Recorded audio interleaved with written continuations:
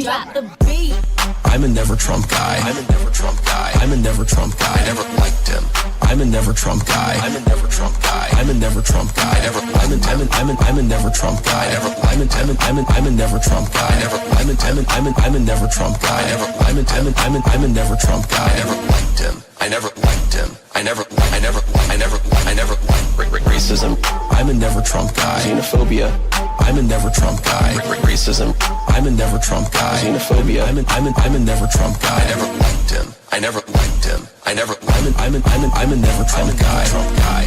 I'm a never Trump guy. I'm a never Trump guy. I'm a never Trump guy. I never liked him.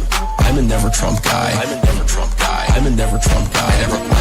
I'm a never Trump guy. I never. I'm a never Trump guy. I never. I'm a never Trump guy. I never. I'm a never Trump guy. I never liked it. Oh, good morning, ladies and gentlemen. I am just pulling up the content, and I was not ready for today. Okay, I was not.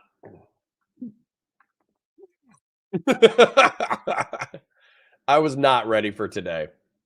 And to be clear, we're oh no.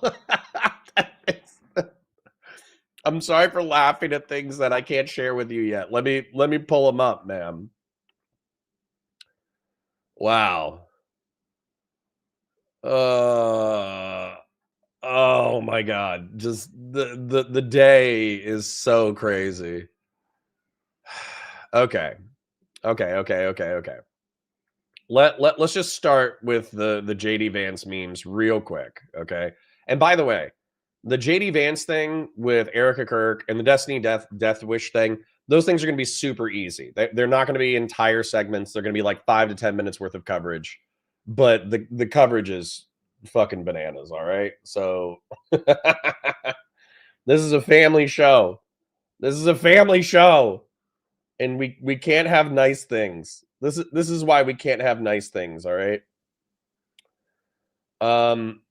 Let me scroll through chat real quick and just say good morning. And then trust me, we'll be getting into the memes. Christian Blair says good morning. Gen X says who? Don't worry about it. King Saldus says AI. Joe Dazil says let's go. Rob says JD Vance, the only Christian nationalist married to a Hindu woman. Yep. Doobie's infiltration is much worse than expected. Connor is wearing a Hamas wristbands. That was a karate wristband, bro. Oh, no.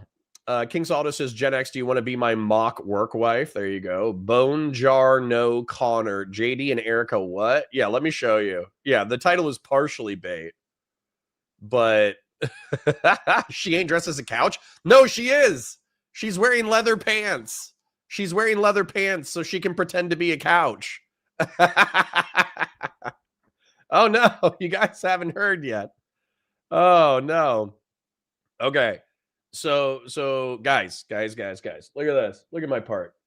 Look at my hair. All right.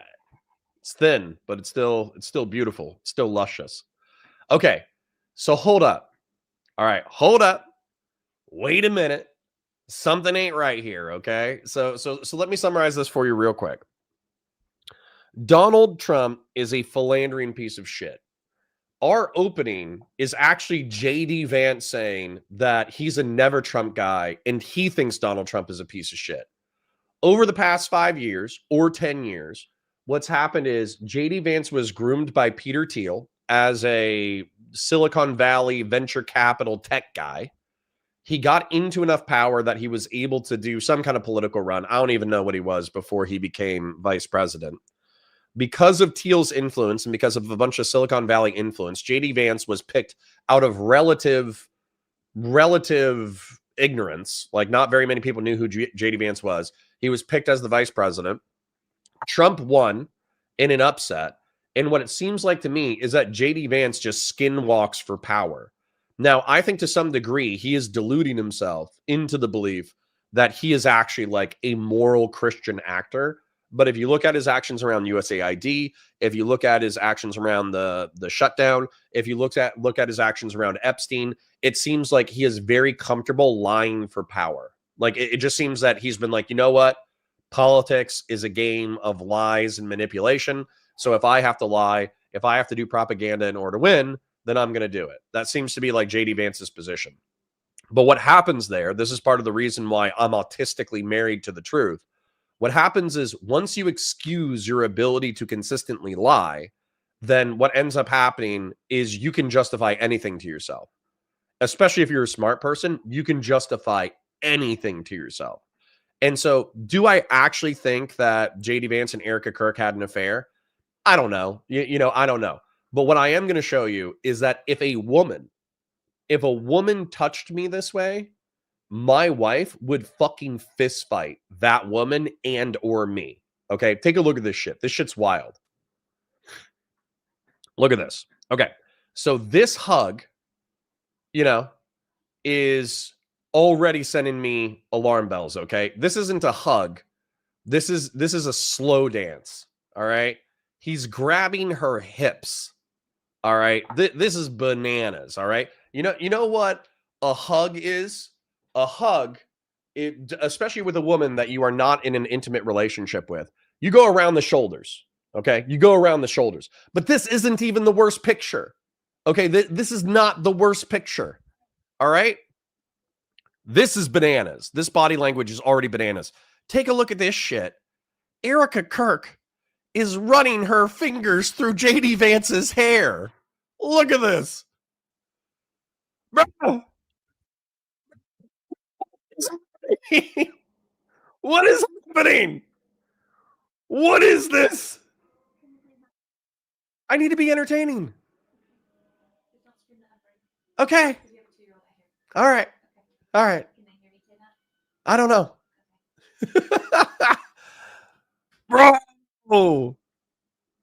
Bro. They're not saving room for Jesus. They're not saving room for Jesus. Bro. This is like, okay. All right.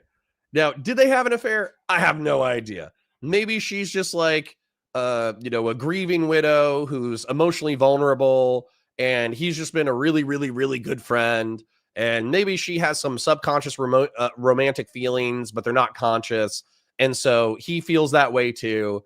And so they haven't really done anything like bad. Like maybe they haven't hooked up, but this body language is crazy.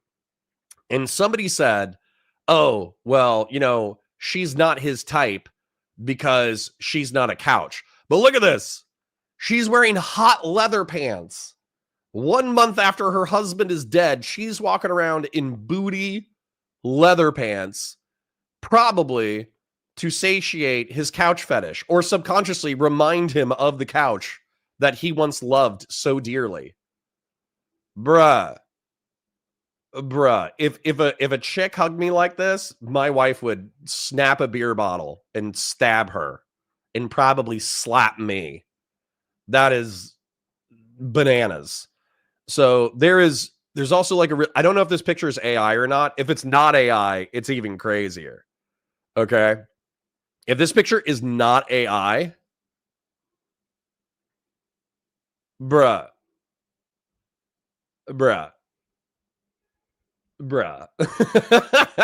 This is crazy. That's a crazy picture. So we're just gonna go ahead and then where is this? This is like a Sopranos meme, I think. JD, where are we going? It's just there's something I have to do. What's left to do? You already sent them all back. All of them but one. And it's Usha. It's Usha Vance. His Indian Hindu wife. Oh, bro. That is bananas. So I'm just gonna keep that up because I have a feeling that some people are gonna come in and they're gonna be like, whoa, what are you talking about? Oh, it's just a picture, who cares, whatever. And I'm not even gonna argue with people who are saying like they didn't hook up. I'm just gonna show them this picture. I'm gonna be like, yeah, maybe they didn't hook up, but Usha Vance should be throwing hands right now. Usha Vance should be taking off her jewelry to fist fight Erika Kirk right now. But anyways, let's take a look at Destiny having a fucking death wish. Sorry, I used the F-bomb. This is a family show. I should stop doing it. So I'll try to stop using the F-bomb. But let's take a look at this. and let's just see the thread where it got a little bit spicy, all right? Matt Van Swole is one of those guys who's like, I used to be a Democrat, but then the Democrat Party abandoned Western North Carolina, and as a result, I became a Trump Republican. And now everything Donald Trump does is good. Has he helped Western North Carolina out? No. But am I going to pretend he did? That way I can get social media clicks? Yes. Like, this guy is so annoying. That's why I blocked him. Then Destiny says, because a Charlie Kirk sign has been vandalized, this is absolutely disgusting behavior. Wow, you're telling me there are at least 3 different billboards up honoring that loser? Unreal. All right, that's already a little spicy. Okay, that's a little spicy. Little spicy meatball, but nothing we're not used to with Steve. All right, that's not Nebraska Steve. That's LA Steve or Miami Steve. All right, still boneless. Quote tweets this and says, in the end, you'll be all alone. The faint glow of a pointless live stream fading in a distant memory. Your progeny will not attend your funeral. You will be a footnote to a footnote. Snark won't save you from the inevitable passage of time, and I pray you find God before then. Now, weirdly enough, I kind of agree with Still Boneless that I wish that Steven would find God or something similar to God so he would stop being such an edgy boy.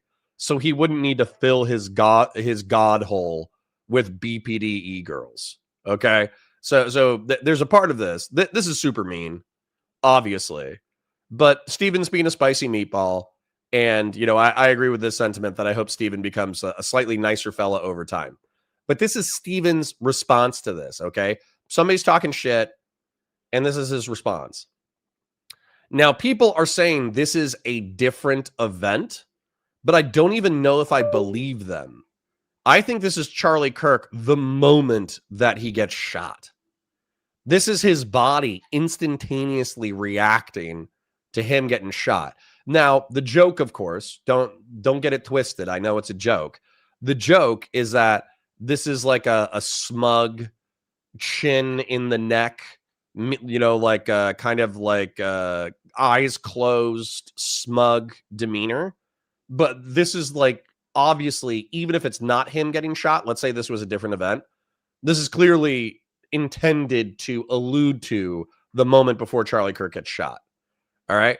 And so what I said in response to this, which like some people in DGG got genuinely mad at, which I think is so cringe. So I say, if Steven gets killed, I won't condone it, but I'll understand it. And people were like, oh, you're endorsing Steven getting murdered. Like, we'll check some of the replies in a second. But no. What I said to Steven, I actually sent him a DM almost immediately after this tweet. Let me go ahead and pull it up just so I can give you an exact quote. Don't switch. Let me move over here. Let me open it up. I said, listen, I love you like a brother, but you are going to get yourself killed. Either a BPD girl is going to razor blade you during sex, or some schizo-rightoid is going to gun you down, and I'm going to be like, damn ninja, I told him that would happen. And you know what Steven sent to me in response to me being like, hey man, like, I love you like a brother, but you're going to get yourself killed? He sent a smiley face emoji. What? So hold on. So I'm going to put this to chat. All right. So number one, we checked out the JD Vance affair thing. I will pull it up as people come into stream and they're like, what? I'm just going to be like, hey, listen, look at this picture. This picture is crazy. That's the JD Vance thing. It's not even a segment. We did it in 10 minutes. In reference to the Steven thing, it's not a whole segment. It's actually just me going over how Steven's being a spicy meatball. And if he gets smoked, I'm legitimately not going to be surprised. Okay. I'm just, somebody's going to walk up to me one day and they're going to be like, hey, Steven was at a public event and some MAGA douchebag charged the stage and gunned him down. And I'm going to be like, yeah, that sounds about right. Okay. So let's take a look at some of the replies. Then you should also understand why Charlie Kirk was killed. I do understand why Charlie Kirk was killed. It's because he was a spicy meatball. Okay. Then this guy, Rational Disconnect, freaked out and said, Connor, you're doing that R-slurred both sides of the same stuff thing. I didn't say that. When did I say that? I just said that Steven's being obviously a spicy meatball, and if some schizo-rightoid guns him down, I'm not going to condone him getting murdered, but I'm going to logically understand why he got murdered. So again, inferring things not said is a common thing with my critics. Somebody says same goes for you, basically saying if Connor gets killed, I won't condone it, but I'll understand it. And I'm like, yeah, that makes sense. Like I criticize jihadists, I criticize fascists, I criticize communists, and I say that if they go too far, I will fight them in kinetic warfare. Like I will fight them in a kinetic war. So he says same goes for you. Logically, yeah. I don't think I'll deserve to get murdered, but I would understand that if I got to some level of political prominence, then that would be logical. People went to jail for this exact sentiment about Charlie Kirk. You're safe though. I don't even know what that means. I don't think people went to jail for saying that they logically understand why Charlie Kirk was killed. I think that's bullshit. This is Norm Finkelstein doing some Japanese rip Mr. Beretta. People are saying Jesus Christ. People are saying I get it. Soy Bill says he posts the Watchmen meme without condoning or condemning.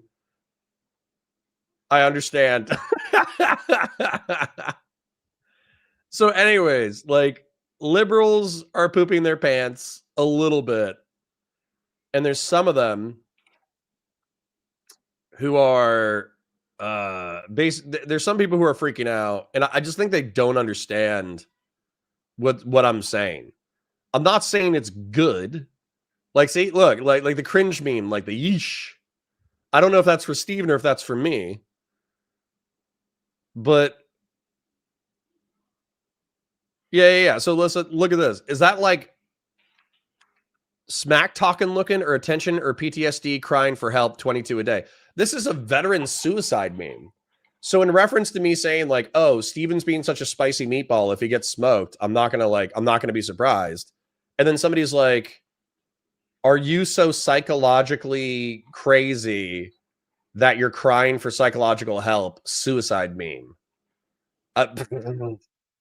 Listen, guys, this is the kind of thing where, for me, like I would argue, fuck it, I would just say that I'm Steven's friend, I suppose.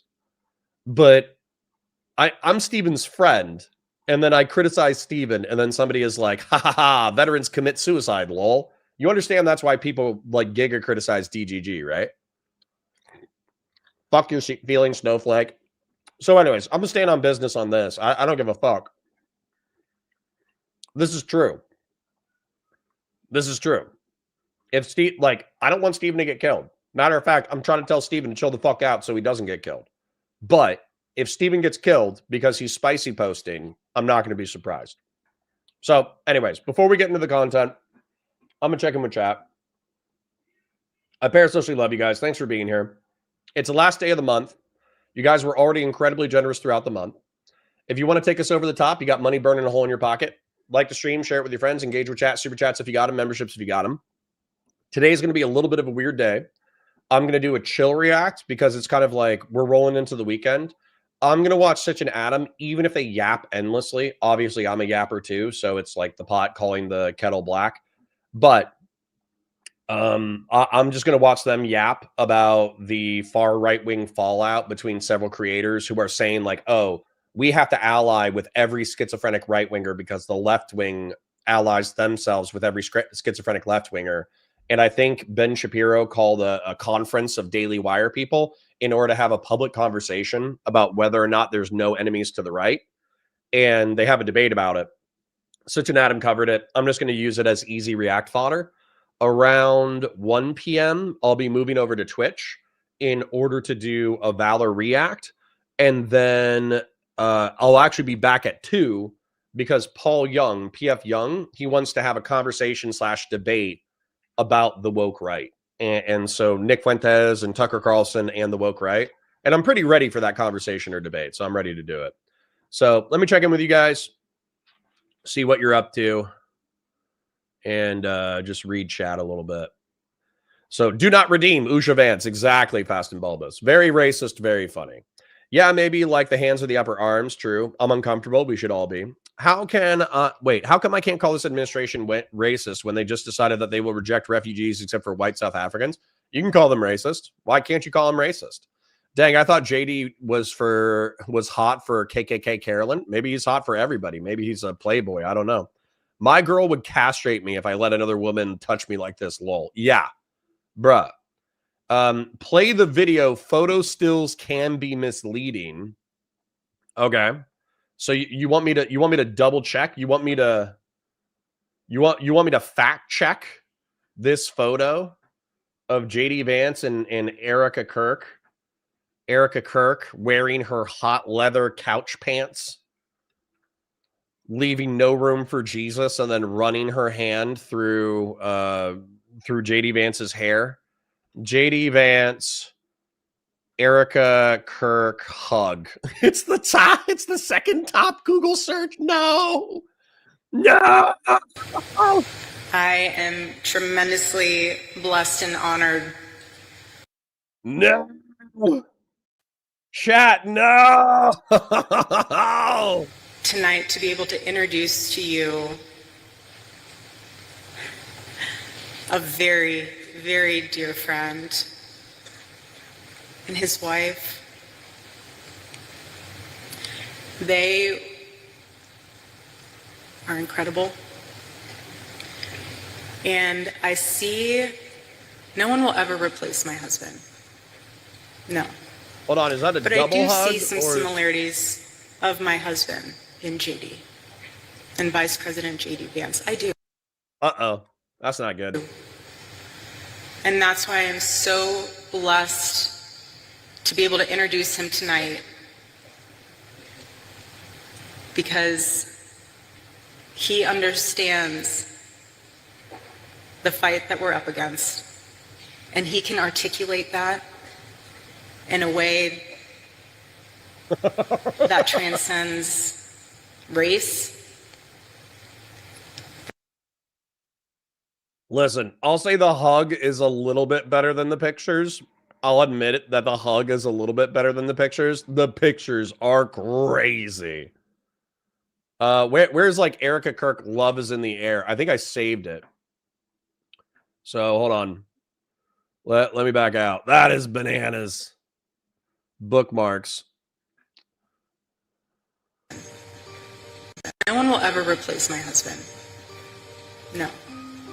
But I do see some similarities of my husband in JD and Vice President JD Vance. I do. And that's why I'm so blessed to be able to introduce him tonight, because he understands the fight that we're up against, and he can articulate that in a way that transcends. He's an amazing man. No one will ever replace. Like, listen, the romantic music is a little crazy. I will admit, Connor is fair. Okay, Connor is fair. I will admit that the video is not as bad as the stills. The stills are brutal. What's the truth?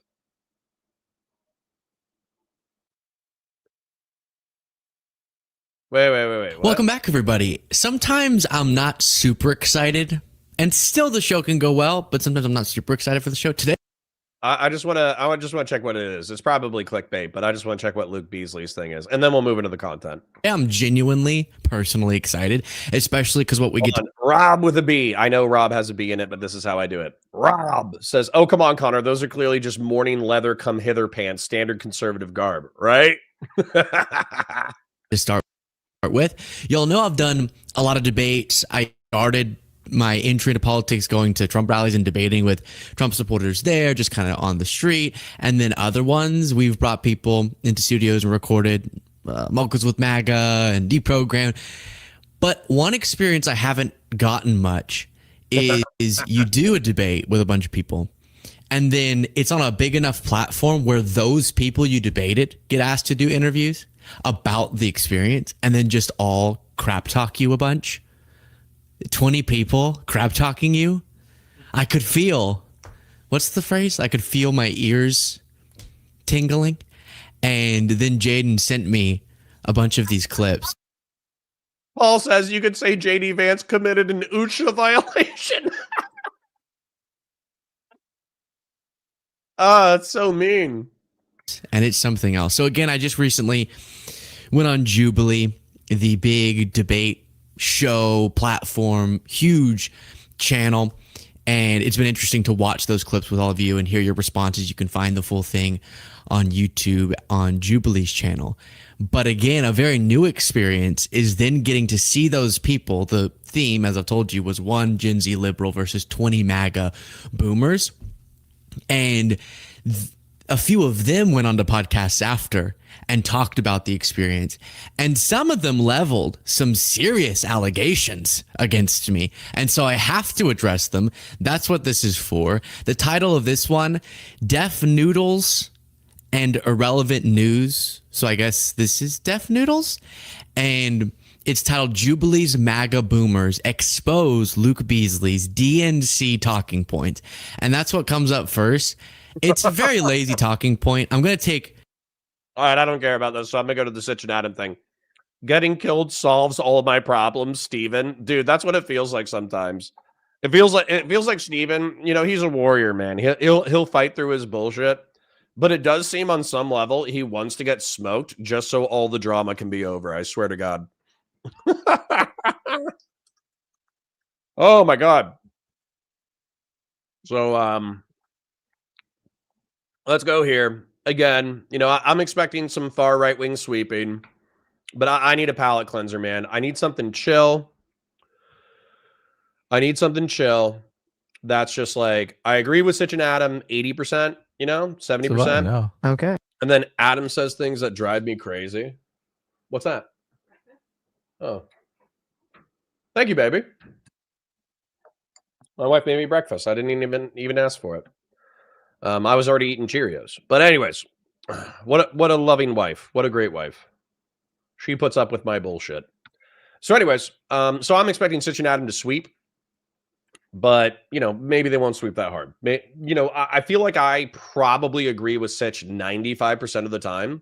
And he articulates my arguments. Or if I disagree with him, he can articulate his arguments relatively well.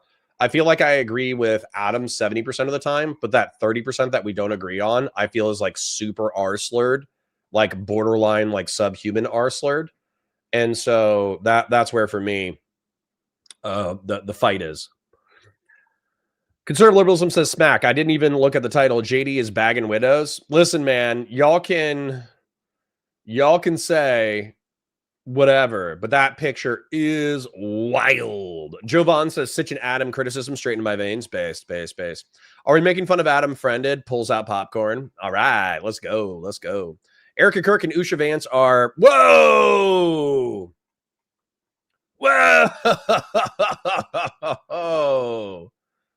That's bananas. Steven should just learn to respect his elders, Connor and me, and he would be just fine. I know, right?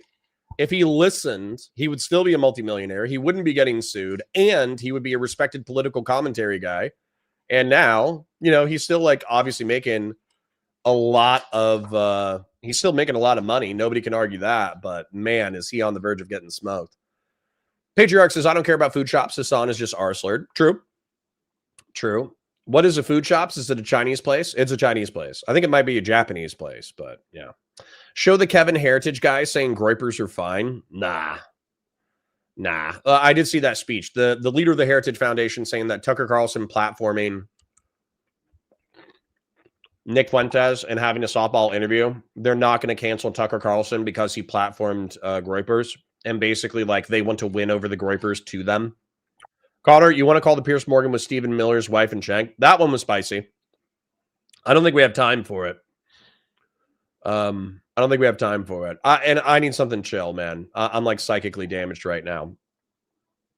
Kaz says, Sitch and Adam do the exaggerate the left in order to justify the right-wing hysteric shtick too much. I mean, I agree with you there. Gen X says, this got irrelevant to the right-wing civil war. Kevin, something, Twitter stuff. It's hard for me to click on this stuff, so can you DM it to me? Trump would remain transfixed by his ballroom because, hello, he's a gay man. True. Lots of gold. Jung is so cringe. He was just trying to get permission to be a good fascist in his Pisco debate. Well, let's see what he has to say today, because basically, excuse me, I feel pretty well versed on the woke right talking points. Kaz says Erika whispered to JD, "Come see my couch." Bro. Yeah, she does have allegedly, it could be AI, but allegedly she has a lower back tattoo as well. Yeah. Yeah. No one can replace Charlie, but JD's close. That's a spicy meatball. Yeah. The video is not as bad as the stills. The stills are crazy. The only thing that can save America is a true love's kiss. Oh my god. Officer Nasty says, Connor, if you were odds 60-40 on Destiny effing Empath Chan, what are your odds on JD effing Erika? The same thing. 51-49, 60-40. Somewhere in there. If it wasn't happening, I wouldn't be surprised. If it was happening and everybody kind of knew, but they didn't want to call it out, I also wouldn't be surprised. Fast and Bulbous, thank you for the super chat. JD the Couch Fondler and Erika Kirk versus Usha Vance and the Couch Puncher Mike from PA. Nice. A tag team event. JD and Usha versus Erika and Mike from PA. Winner gets to marry JD Vance. Loser has to divorce JD Vance. Oh, what a crazy day. Adam straight up said Charlie Kirk was the only political assassination in 50 years. Yeah, that's insane. That's not even true on the right. On the right, there was that Patriot Prayer guy that got shot like 5 years ago. Anonymous Chatter says, I'm fair. I'll admit it. He thought she was a... Oh, man. If my woke wears leather pants at my wake... Oh, if my wife, I'm assuming you're saying, and starts hugging JD Vance, I'm haunting her couch. Yeah, bro. For real. I would haunt the shit out of my wife if she was hugging dudes like that 1 month after my death. Purple Flex Stress says, yeah, it's not very Widow's Weeks, right? Leather pants and a sensual ruffle through the hair to the former Never Trumper known as Lance Vance Dance. Bruh.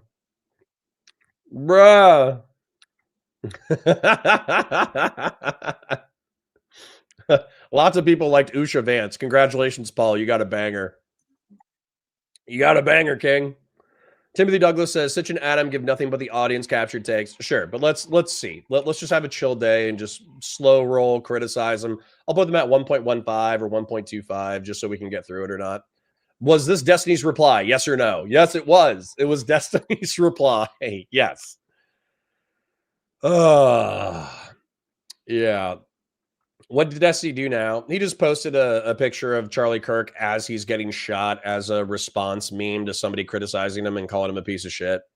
Usha gonna convert from Hindu to Hazi Krishna any second now. Isn't that the war god? Oh, no.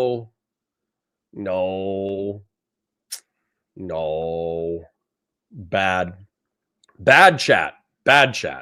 Can you imagine a South Park skit where Vance putting a hit out on Kirk? Dude, that was my tweet. My tweet was, I have a new theory for why Charlie Kirk died. That was my tweet. That one's either going to be nothing or it's going to go super well. Oh, the founder of the Heritage Foundation validating Groypers. Yeah. I'm just going to summarize it. The Heritage Foundation is a conservative think tank. They are allies and partners with Tucker Carlson. Tucker Carlson had a softball interview with Nick Fuentes where he's like, you like Stalin? That's so crazy. That you would be fired from your job for liking Stalin and Hitler and questioning the Holocaust. That's so nuts. And the Heritage Foundation was like, yeah, that's crazy, but we're not going to disassociate from Tucker Carlson. And maybe we should try to win over the Groypers through debate. Sitch fights with their R-slurred audience. Maybe not enough, but he does it. I agree. Considering how much money is on the line, I like it when Sitch pipes up and fights his audience. It's based. All right. So, just going to read a couple more, and then we're going to get cracking. Calling it here, Vance and Erika will get married in year 3 of Trump after deporting both Stephen Miller's wife and Usha Vance. Tulsi Gabbard gets by on the skin of her teeth. Oh, man. Oh, man. Heritage means white, I learned recently. I don't think that's true, but I know what you're saying. That's the way a lot of white nationalists use it. I tell you what. All right. Anyways, I need to chill today. This week's been insane. You guys have been super supportive. Thank you for everything. October's an awesome month. Like the stream, share it with your friends, engage with chat, super chats if you got them, memberships if you got them. Went on the Georgia trip last weekend. I was sick all week, but I'm kind of recovered. Now the wife is sick, but it's a head cold, so hopefully it's not too bad. The Destiny's being insane, bringing a BPD girl to a political event, and then what was the other one? And then posting that meme. That's batshit. I'll probably need, I'll talk to him and I'll be like, hey, when's the next time we're hanging out? And if he's like, well, I can't do anything until January or February, then I'll be like, all right, I'm gonna call in so I can yell at you and moral frog at you. So I'll probably moral frog at Destiny sometime in the next couple of weeks. And then we're debating PF Young this afternoon. We're hanging out with Dan Pace in order to watch Black Hawk Down on Twitch this afternoon. We are waiting for more hot content to drop. Realistically, somebody suggested this content. It was good. Stephen Miller's wife went on to Pierce Morgan to debate. And towards the end of the debate, she was getting so triggered that she was saying that she wanted to check into Cenk Uyghur's naturalization status to see if he could be deported, which is fucking insane. So there's obviously spicy things going on. It's just whether or not it's going to be psychologically enjoyable. And I feel like I've taken so much psychic damage over the past couple of weeks that I need a little bit of a breather. So we're going to do that breather now. Let's go ahead and pull this over. I'm going to shill one more time. Like the stream, share it with your friends, engage with chat, super chats if you got them, memberships if you got them. I parasocially love you. Thank you for being here. Hi, guys. Welcome to Counterpoints. My name's Connor. I'm a science fiction, politics, and philosophy nerd, and a Marine Corps and law enforcement veteran, and I would argue a real Republican. I'm going to be checking in on my favorite centrists who don't like to be called centrist, PSA Sitch and Adam Friended. They are, in my opinion, what the anti-social justice warriors should have evolved into. Although, in my opinion, Adam Friended rotted and twisted his brain into the most insane right-wing sweeping contrarian right bullshit I've ever seen in my entire life. And so we got some beef, and they also love to yap. So this is going to be a chill react, but Sitch, I would say, is 90% based. He just doesn't attack his audience enough, but who cares? Let's check it out. Oh, and sorry, topic is right-wing civil war. Are there enemies to the right? Hello, everybody. Hope you're all doing well. Happy Tuesday. I got an echo apparently in the room here. It's almost time for Halloween. It's almost time for Halloween. So there was this interesting debate that came out a few days ago that I saw a lot of people clipped, but I don't think most people actually watched. And I just got around to watching it, and I was like, wow, this is actually a very good, interesting conversation. We should cover this on the show. So that's what we're doing right now. Okay. Interesting. All right. This is the Daily Wire. They're arguing or debating, very cordially debating, the group chat that got leaked to Politico that showed a bunch of people that were part of the various Republican. Yes, we are doing Valor Reacts today at 1 p.m. It was like the young Republican group, even though it was 18 to 40-year-olds. A lot of them worked in the Republican Party and had various roles as staffers and such. And there's a lot of, edgy jokes and maybe not so edgy jokes and things that seemed racist and things that were racist and blah, blah, blah, blah, blah. It kind of came out. All those people got in trouble. So they're having a conversation. They're having a debate about what the reaction should be to that. But more importantly than that group chat, because I don't think that group chat is very important. I think the broader question that's more important is, should political movements on both the left and the right draw a line in the sand where they say, hey, this is what our ideology stands for, and we're not going to join forces with people that are more extreme than us in some fashion? Is that an important thing for a political movement to do? Delineate. I mean, I think the argument for this is obviously yes. This is a healthy chunk of my content. This is a healthy chunk of Hutch's content, is that the far left, Zoran, I got Zoran Mamdani stands in my chat, but Zoran Mamdani being, in my opinion, a teddy bear version of Hassan Piker. And now he's got sock dem policies and he's going to win the mayoral race for New York City. That should be alarming to you.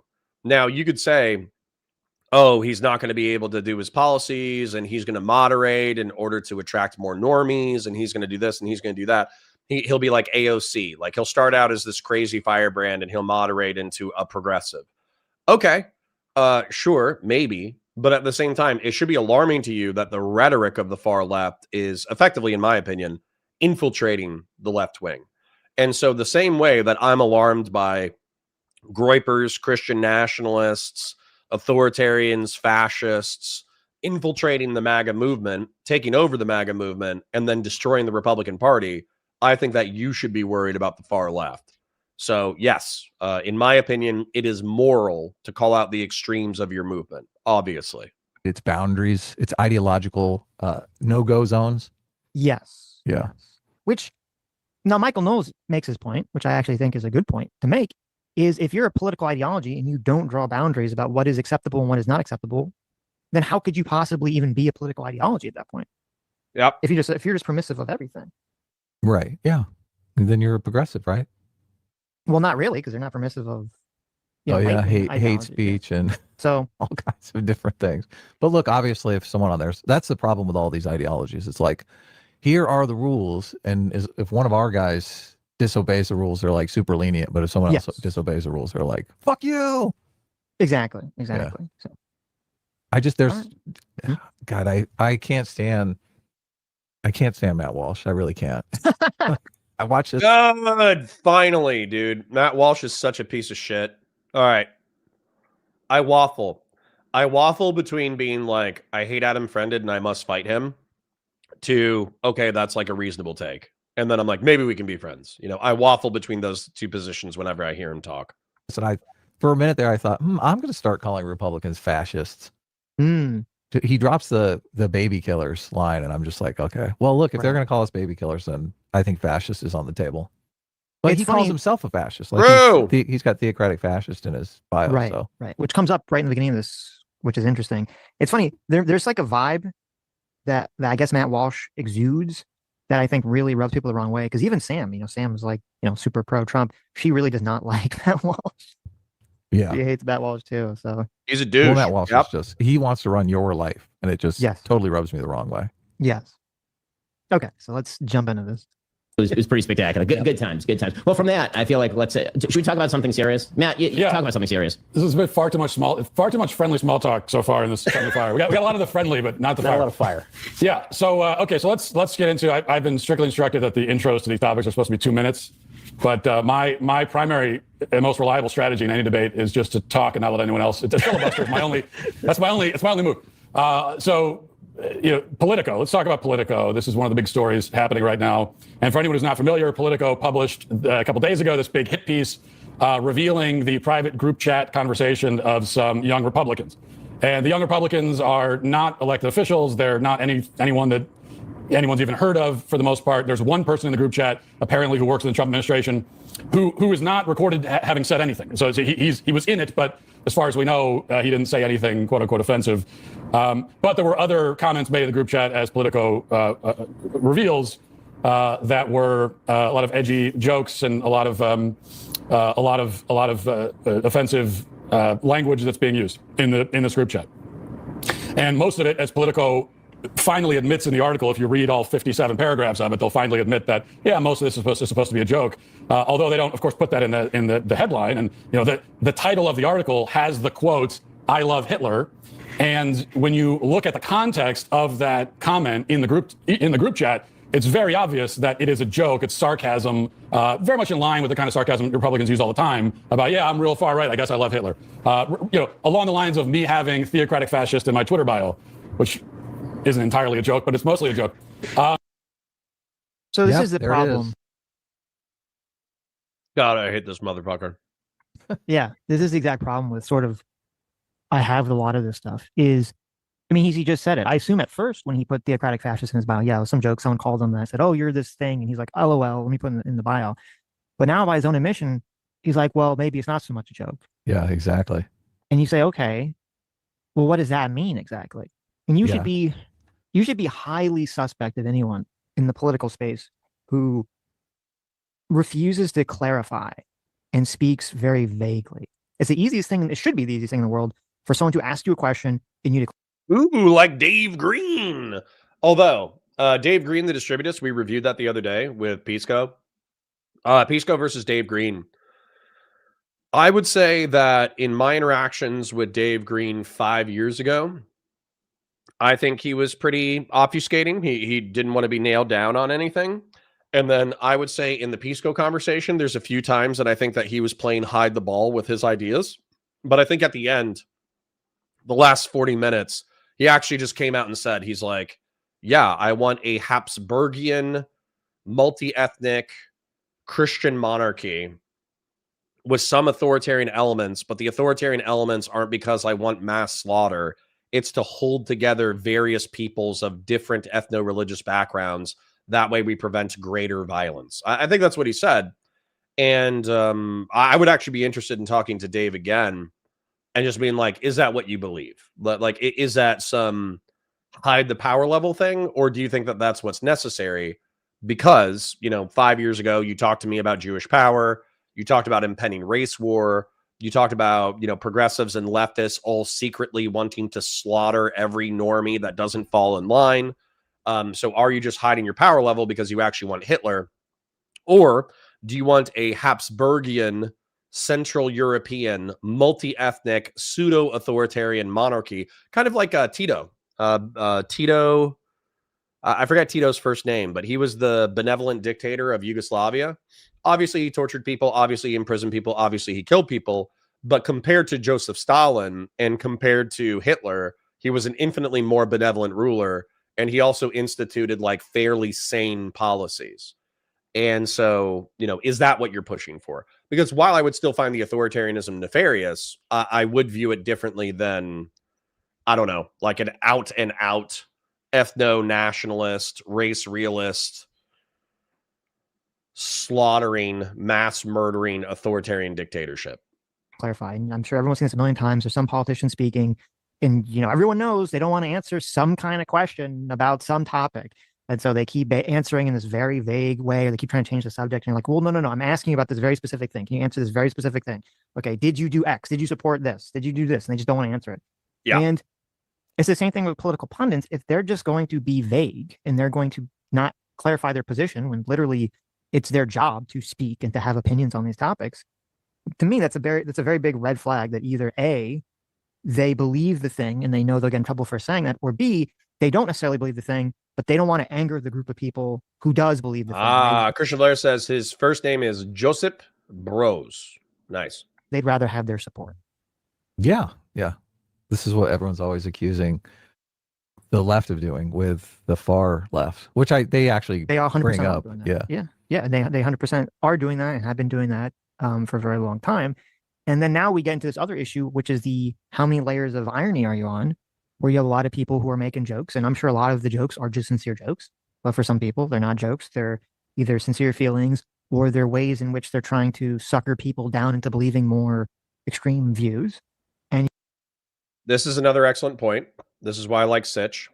There's a great video by Jreg, J-R-E-G. If you don't watch him, he does schizophrenic political YouTube videos, basically. And he did YouTube Jreg. If you want, I always confuse post-irony and meta-irony.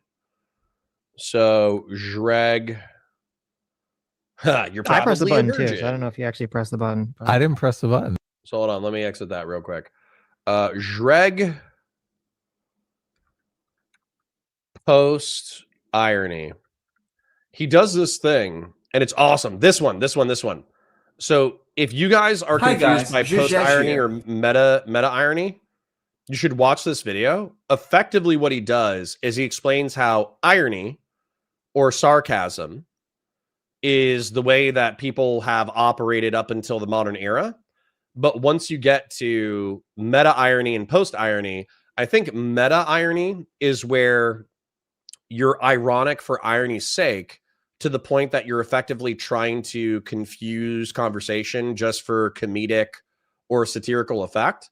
whereas like post irony is where you return to sincerity by being doubly sarcastic. So you say something like, "Oh, oh yeah, really? I think we should kill the Jews." And normally, if you're taking that as sarcastic, then you would be like, "Oh, okay, he's joking. He doesn't actually want to kill the Jews." But in a post-ironic sense, basically you're returning to sincerity and you're actually saying like, "Oh, like Jewish power is a problem, therefore we need to be violent about it." And so effectively, I think this is it right here. Traditional satire, employing irony to point out and destroy or at least criticize a concept via its contradictions. Post satire that employs meta irony or post irony instead of traditional irony. And again, like I said, that can be just used for comedic effect, or it can be used as a return to sincerity. So yeah, just be careful with it. That's all. And you get into this, how much of the joke is really a joke space.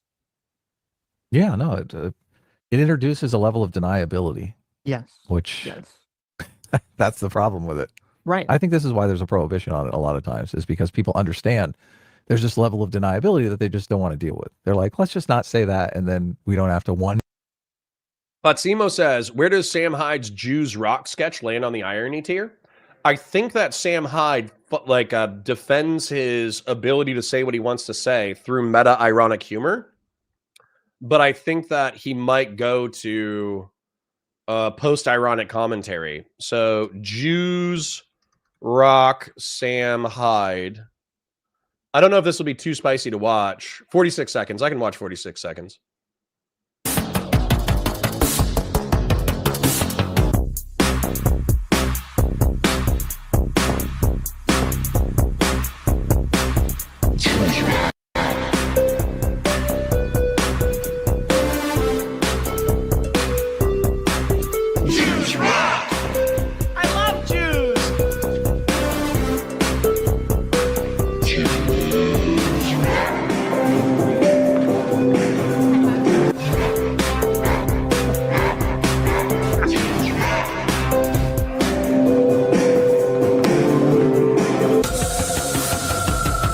Dude, so the whole so this is obviously post-ironic humor. But of course he's doing like a meta-ironic commentary, right? So this was back, I think this is where Sam Hyde had a show on Comedy Central, right? And so he was kind of doing like the Eric Andre absurdist humor. But then the whole reason why they're showing producers of the show doing this is because they're obviously like Adult Swim, thank you. They're obviously viscerally uncomfortable with this. Like they would probably be okay with the Chappelle Show doing, like anti-black racist humor. Everyone's okay with anti-white racist humor. Everybody's okay, or some people will be okay with some Asian stereotypes, like good at math or bad at driving. And then And then with Hispanics, a lot of people either do like, they're fertile, like they have lots of kids, or they jumped the border recently, or they eat spicy food or some shit like that. There's some kind of like racial humor that's just like broadly accepted within society. But it seems like as soon as you get to Jewish people, there's like a sensitivity. Now, the sensitivity is because, I don't know, a third of the Jewish population of the planet was wiped out 2 generations ago.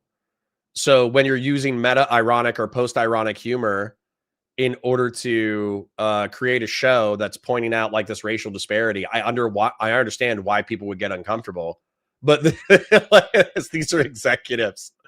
So if they created this as a bit where they made the executives of Adult Swim uncomfortable on purpose via meta-ironic commentary about like Jewish racial dynamics, man, that is brutal.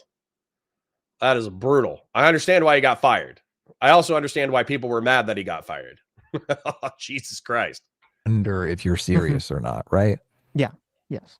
Well, it's weird too, because like, okay, there's a difference between like I have a group chat with my friends who I've known for years. We all have a pretty good sense of who the other person is. So there's a large level of comfortability of yes. Happy Halloween, everybody. Happy Halloween. Being comfortable to like make edgy jokes or to, be racist towards each other too, which is very common in a lot of male friend groups where you're like, oh, I'm going to, make racist comments about that person's race to them as a joke. And then they're going to make racist comments about, my race or my ethnicity or whatever back to me in this kind of friendly manner because we all know each other. I think that's very different than this is a large group chat that has thousands of people in it that's part of a larger organization. This is not like your personal group chat. Yeah. Yeah. But the internet obviously makes it feel more like you're just with. Yep.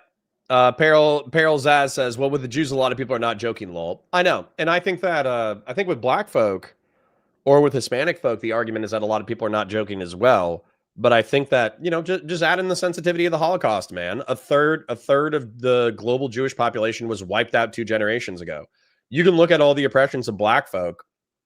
But I don't think and of course, there was mass torture and slaughter as a part of the chattel slavery in the Americas. So I'm not trying to minimize what happened in chattel slavery, but I don't think the population of black folk in the Americas was ever threatened where they might have culturally genocided them, but they didn't physically genocide them. And then same thing with West Africa. I don't think the West African population of the world was ever in threat of being physically genocided. And same thing with Hispanics. You could argue that the indigenous people were culturally genocided. You could argue that they were kind of physically genocided through mixing of the Spanish colonists and the South American and Central American indigenous people. But I don't think that once that ethnogenesis was made, I don't think Hispanics have ever been at existential threat. Jewish folk have been at existential threat multiple times throughout history. Intimate friends. Right. Yeah. So I think that's what lulls people into occasionally doing dumb shit. But of course, yeah. It's ironic that Ben Shapiro is constantly called far right. I mean, there's probably 1,000 videos on Vosh's channel about how Ben Shapiro is so far right. Yes, I'm going trick-or-treating. My youngest is 2. My oldest is 8. And Ben Shapiro in this conversation is the one that's like, hey, maybe we shouldn't give in to the far right. Right? Yes. In fact, I saw there's an interesting clip of Destiny spurging out about this conversation. Really? Oh, interesting. Because he's screeching at Ben Shapiro saying, oh my God, you're a hypocrite because you're so permissive of, the right being racists to everyone but Jews. The second that they're anti-Jewish, you jump in. Where is Ben Shapiro being racist against black people? Where? That's ridiculous. Yeah. That's totally ridiculous.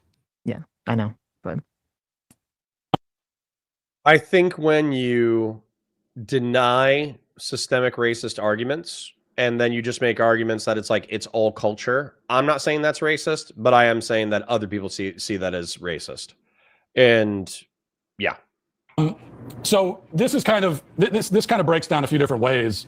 And for me, the story here is not the group chat, because these are private messages between people that no one knows. These are not relevant people. And the only reason why the media is showing us this, the only reason why they're doing this is obviously it's a political hit. And in particular, they're trying to distract from the fact that the left has spent the last month, I mean, really much longer than that, but especially the last month, openly celebrating political violence. And now we have a... Starhawk says so. Ethnic replacement is a genocide, Connor. Eyeballs. Starhawk's one of our... Are you Romanian? I think you're Romanian. I can't remember. But so he's trying to say, oh, the conquistadors, in sexually enslaving the indigenous people of Mexico is the same as multiracial families in America. So let's take a look at this. Let's see if we can do this. Conquistadors. How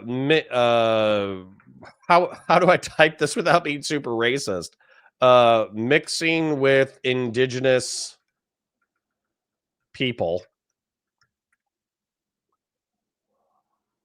Conquistadors mixed with indigenous peoples through a combination of forced and consensual relationships, including rape, cohabitation, and legal marriage, which led to the creation of the mestizo people. So if you come over here with plate armor, muskets, and swords, and you say, hey, I will marry your daughter, right? And that's what you do, okay? That this is a situation where the church and what's effectively medieval knights right before the age of advanced rifles, like they had muskets and shit. As a matter of fact, I'm just going to pull up Spanish conquistador art. How about that? I think that'll be fine. Conquistador art. Okay, so this is a Spanish conquistador. And conquistador just means conqueror. So it's a guy with metal plate armor, a musket, and a sword conquering South and Central America. That's the lore of the conquistador, and that's the lore of the creation of the mestizo class of people.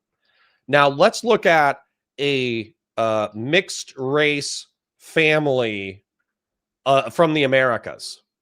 Okay? Can you see a physical difference? Now, I understand that this is a black man and a white woman, which might make you feel some kind of way. But can you tell the difference between a European colonist in metal plate armor forcing Native Americans to sell their daughters to him for the purpose of procreation? Like, look at this. This is definitely a romanticization of the project of the conquistador, okay? Let's say there was probably a little bit more grape throughout history. So can you tell the difference between these two pictures? Between two people in a voluntary society engaging in a voluntary relationship resulting in mixed race children versus a guy in plate armor showing up to an indigenous society and saying, you must sell me your daughters? Can we tell the difference? Do we know the difference, or are we incredibly fucking stupid? And I'm sorry for cussing so much, but like the fact that you would be like, oh, racial genocide and voluntary race mixing are the same thing. I think it's one of the dumbest perspectives on the planet, particularly when you just look at the pictures of what you're talking about. So, light-skinned black guy, random white chick, 3 happy kids with, mixed features. Brown guy, white woman, mixed features. White guy, black woman, mixed features. But you're trying to tell me that's the same as a dude in plate armor, forcibly marrying indigenous people. I think that's fucking crazy. And I think that you should think it's fucking crazy too.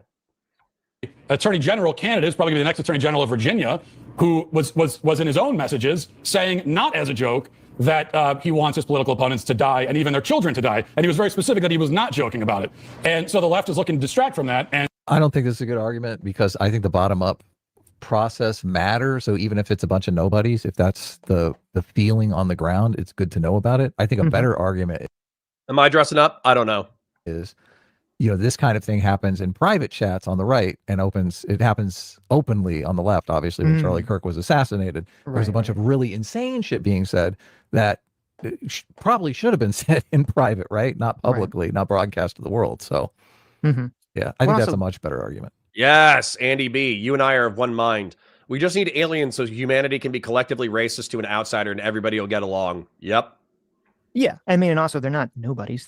They are involved in the Republican Party. They are staffers. They are working with an organization that's supposed to cultivate people to work for the Republican Party. That's the whole point. Well, look, if they're doing some sort of recruiting, then that's even worse, because they're saying, look, to be a part of our organization, you got to love Hitler. Right. And that's not good. I mean, it's possible that I don't know when Politico got the leak chats. So it's theoretical. God, the dissident right people, man. Like, listen, Fatsimo and Starhawks, and we used to have this schizo who I forget his name now, but I can see his name. I can see his PFP. Systemic racism equals not passing basic tests as well as whites, so you get millions of dollars of civil rights acts towards lawsuits. No, that's not what it is. Starhawk said I was joking. Please don't destroy my butthole. All right. Sorry, Starhawks. I took you seriously. That's my autistic fault. But don't worry. I'll take Fatsimo. I'll take Fatsimo seriously as well. So let's do transatlantic slave trade. Let's do Reconstruction, American Reconstruction. Let's do redlining.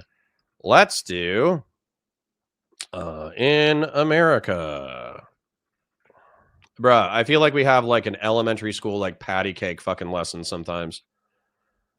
Where you could just admit like reality. Like you could just look out at the world and be like, oh, this is inconvenient to my narrative. But realistically, yeah, that makes sense. But we have to do this. School segregation. Lol. All right. Let's click on images. We love pictures here, folks. We love pictures. Okay. So systemic racism. I don't think that you can argue that before 1865 systemic racism wasn't a thing, because I think even the proponents of the slave trade would argue that it's systemic racism. They would argue that systemic racism was justified, that Africans were a different type of human being, and therefore they were more deserving of slavery. Therefore, due to their race, they should be chained, incarcerated, transported across the sea, allowed to die in cramped conditions in slave boats, and then forced to work agriculture. And if they try to escape, they'll kill them. So please, Fatsimo, admit that systemic racism existed until at least 1865, please, for the sake of my sanity. Okay. Now, arguably, Jim Crow and the Reconstruction South were also systemically racist in that they were segregationist societies. While black folk might have technically won legal equality after 1865, they were not treated as equals in 1866. They were moved into the ghettos of the Northeast and the Midwest. They were racially and socially segregated, and they were given poor employment. For an example, miners in the late 19th century, people who did the phosphate mines, people who did coal mines, they actually had a rule. No black union representative. Let's say you're a black guy and you're working the mines just alongside your white workers. And let's say that you even negotiate with the boss man in order to get the same pay as your white workers. And let's say you're even competent and intelligent and you get a union officer position, meaning that you are now in charge of the workers and you're in charge of negotiating the pay and conditions of other workers. There were laws throughout the country, and I guess laws might be the wrong word, but within the charter of many union jobs, late 19th century, early 20th century, black men were not allowed to be in charge of white men. And so they segregated the workers by color, specifically so a black man couldn't be in charge of a white man. So I would argue that that's systemic racism. Then redlining, of course, is intentional segregation by private organizations in order to racially segregate cities. So if you were black, you couldn't really buy on the correct side of town. And by correct side of town, I just mean the nice side of town. You couldn't really buy on the nice side of town because private real estate owners wouldn't sell it to you because of your race. You could argue that's not the state, that's private stuff. But if it's a system might imply governance, but it doesn't necessarily mean it is. And then you have to understand, my parents were born in 55. So schools were desegregated. When were schools desegregated? Schools were desegregated in 54. When my parents were born, that's when black kids were allowed to go to schools with white kids. So again, like, if you want to argue, okay, well, in the modern era, there isn't a government endorsed system. Sure, whatever. Like we can split hairs, but I don't really give a shit. But if you think that generationally, the 4 or 5 things that I just showed you, transatlantic slave trade was absolutely systemic racism. Reconstruction era segregation was absolutely systemic racism. And then all the way through school desegregation and the Civil Rights Act, we had systemic racism in this country. So if you just want to pretend like, oh, well, within 2 generations, we should fix it, I think you're fucking crazy. Anyways, sorry for the yap, but you guys know I love the yap. Like the stream, share it with your friends, engage with chat, super chats if you got them, memberships if you got them. Thank you to Fast and Bulbous and Gen X for kicking in the super chats today. Let's go. Theoretically possible that they were sitting on them, waiting for the opportune time. They're like, okay, now we have to distract away from this attorney general story. Like, I guess it's possible. I think it's not very likely, though. I think they just released it. Dropped them when they had them. Dropped them when they confirmed that I think they were dropped them real when and right. checked in on the people. Usually they these weren't just anonymous people. Yes, usually these organizations are very horny to drop things like this. Mm-hmm. But that being said, like, I don't mind people comparing them because obviously, yeah, it's pretty completely insane. Look up Conquistador Rule 34. No. Bad, Fast and Bulbous. Bad. Down, boy. That you had this attorney general running in Virginia who was not kicked out of the Democrat Party. It was denounced, but was not just like kicked out of the Democrats that were, okay, we're just completely drawing support from you whatsoever, which they should have done. And then all the people, obviously, that were cheering on Charlie Kirk, who were not politicians, but still just kind of unhinged. I don't have a problem with people like talking about that, talking about the context of the political situation we're in, but it's very different than the pivot, sort of like tribal reaction, this emotional defense to pivot to the. Rob says, dog, Pocahontas loved John Smith. I reject the woke libtard smear of the conquistadors. Bruh. I know you're fucking with me, but holy crap. If Asimo said that, you would have hurt me psychically. Whataboutism of, well, what about what this other side did? You know, we can't denounce our side because the other side did something bad, which is sort of the direction that Matt's taking this. And I mean, I hate to bring it up again, but it does remind me of the entire position that Destiny had regarding Charlie Kirk, where he kept arguing this on Piers Morgan and everywhere, that he would not denounce the people that were.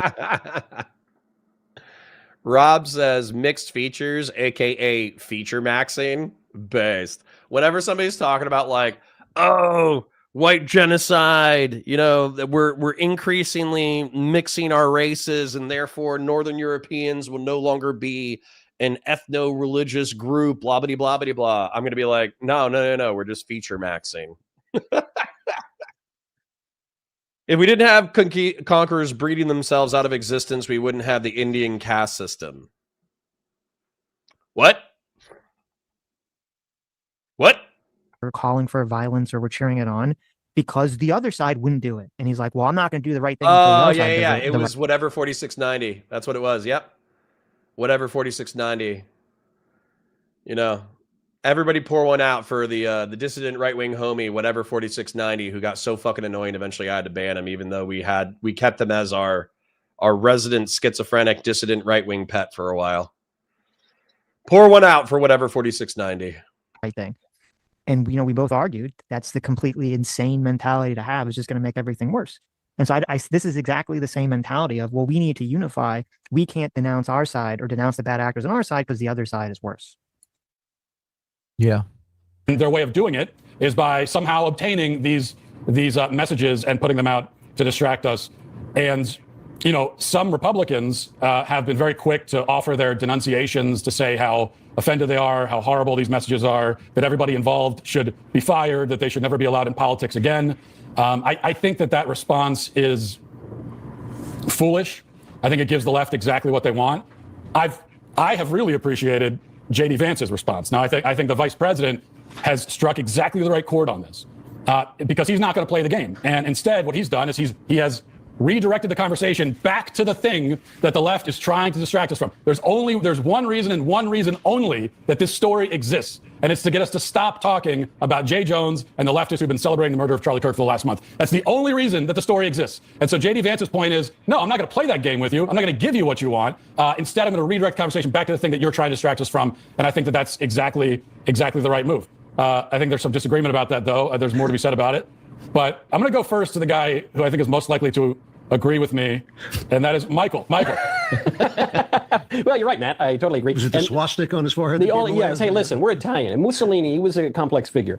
My only take on this that probably has not been said elsewhere is even the fact that we're talking about the ideology of the far right and comparing the far right to the far left and, you know, whether or not people like Hitler or whatever is actually kind of missing the point. I strongly suspect these messages were leaked by another young Republican that has been reported. and having spent a lot of time with New York young Republicans, I promise you, this whole thing is about some like petty personal grudge, and it's some power play within New York politics, and it actually has very little to do with the ideology or putative ideology of these texts. But I totally agree. There is no comparison whatsoever between some 19-year-old kid who's making edgy jokes trying to outbaste his friend in a group chat and a former state legislator, would-be top law enforcement official in Virginia, saying, as you note, Matt, that he is not joking when he calls for the death of his opponents and even the death of their children. So yes, not at all. Now the question then becomes, should we ever police our own? Should we ever have guardrails, or do we say anyone, to the right of Hillary is on our side? And I think the answer is obviously yes, there have to be guardrails, just like a nation. A sane statement? A sane statement from Michael Knowles? Wow. Is circumscribed by its border, so too a political coalition is circumscribed. That's what delineates it as a specific coalition. But if the question is, how are we going to arrive at those guardrails? Are we going to say that anyone who ever gets caught telling an off-color joke by Politico, they're completely?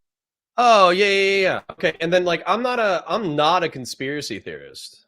I'm really not. Really not that big of a conspiracy theorist.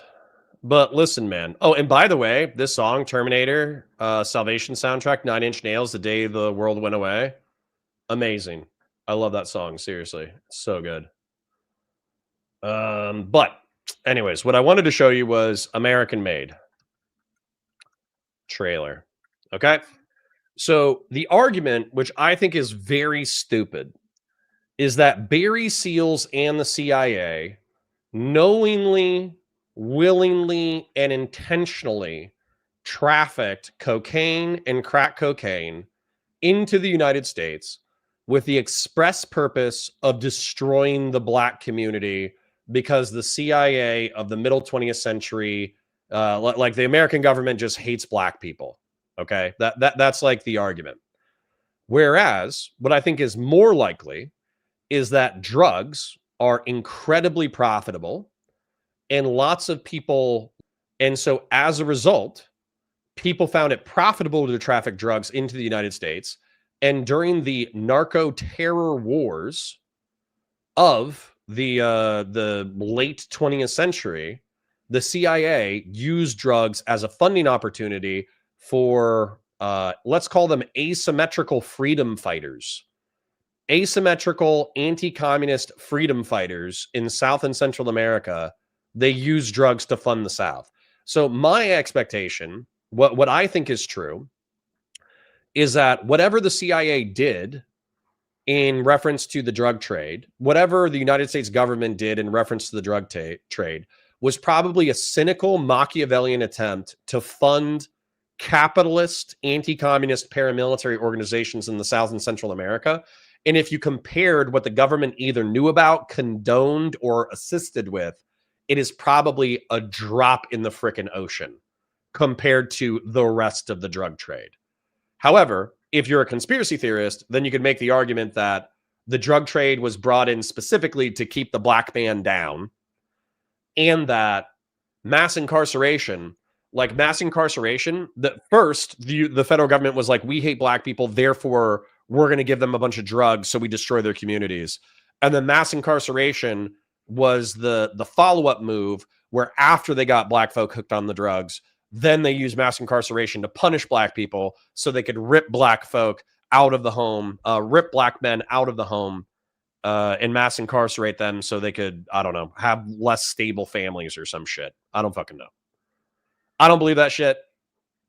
I think there's plenty of other reasons besides intentional racism for these things to occur.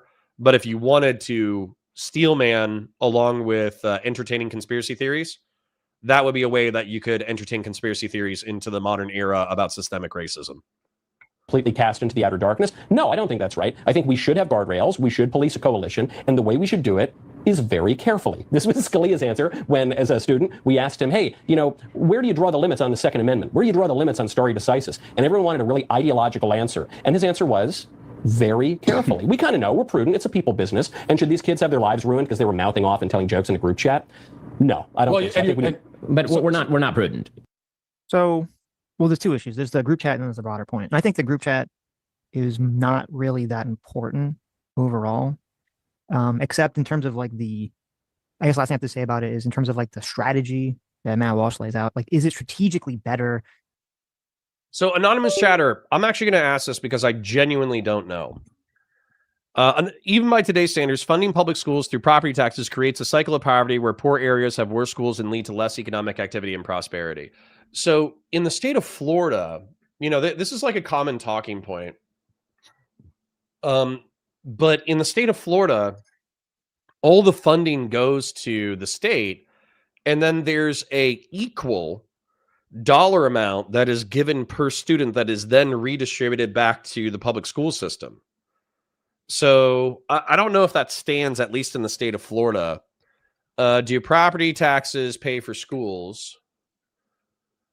Yes, property taxes are a major source of public funding for schools, with local property tax revenue covering a significant portion of school budgets across the United States. The local funding is used for a wide range of school needs, including teacher salaries, building maintenance, and student programs.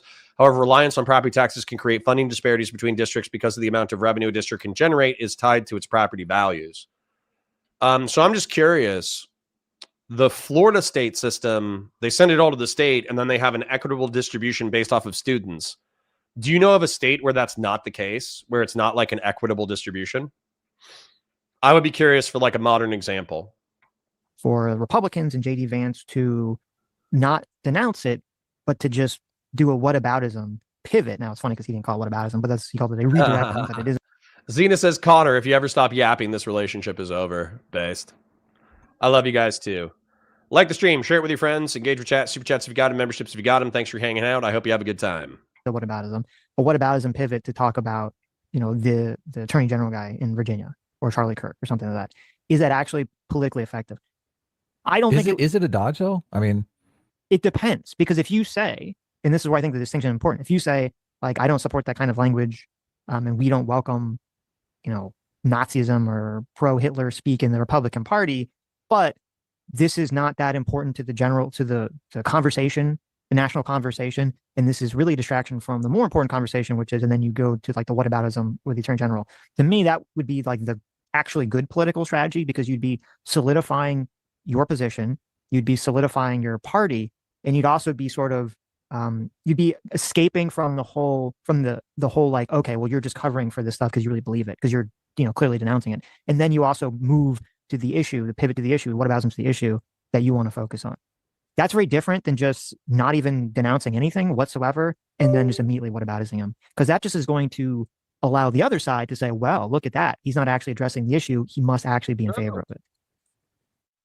Right. Yeah. I don't know what JD Vance's response was, so I don't know if he said exactly what you laid out or if he just hand waved it away. He said, like, oh, I'm not going to be engaged in this pearl clutching, when the attorney general said, these really bad things. I have a hard time.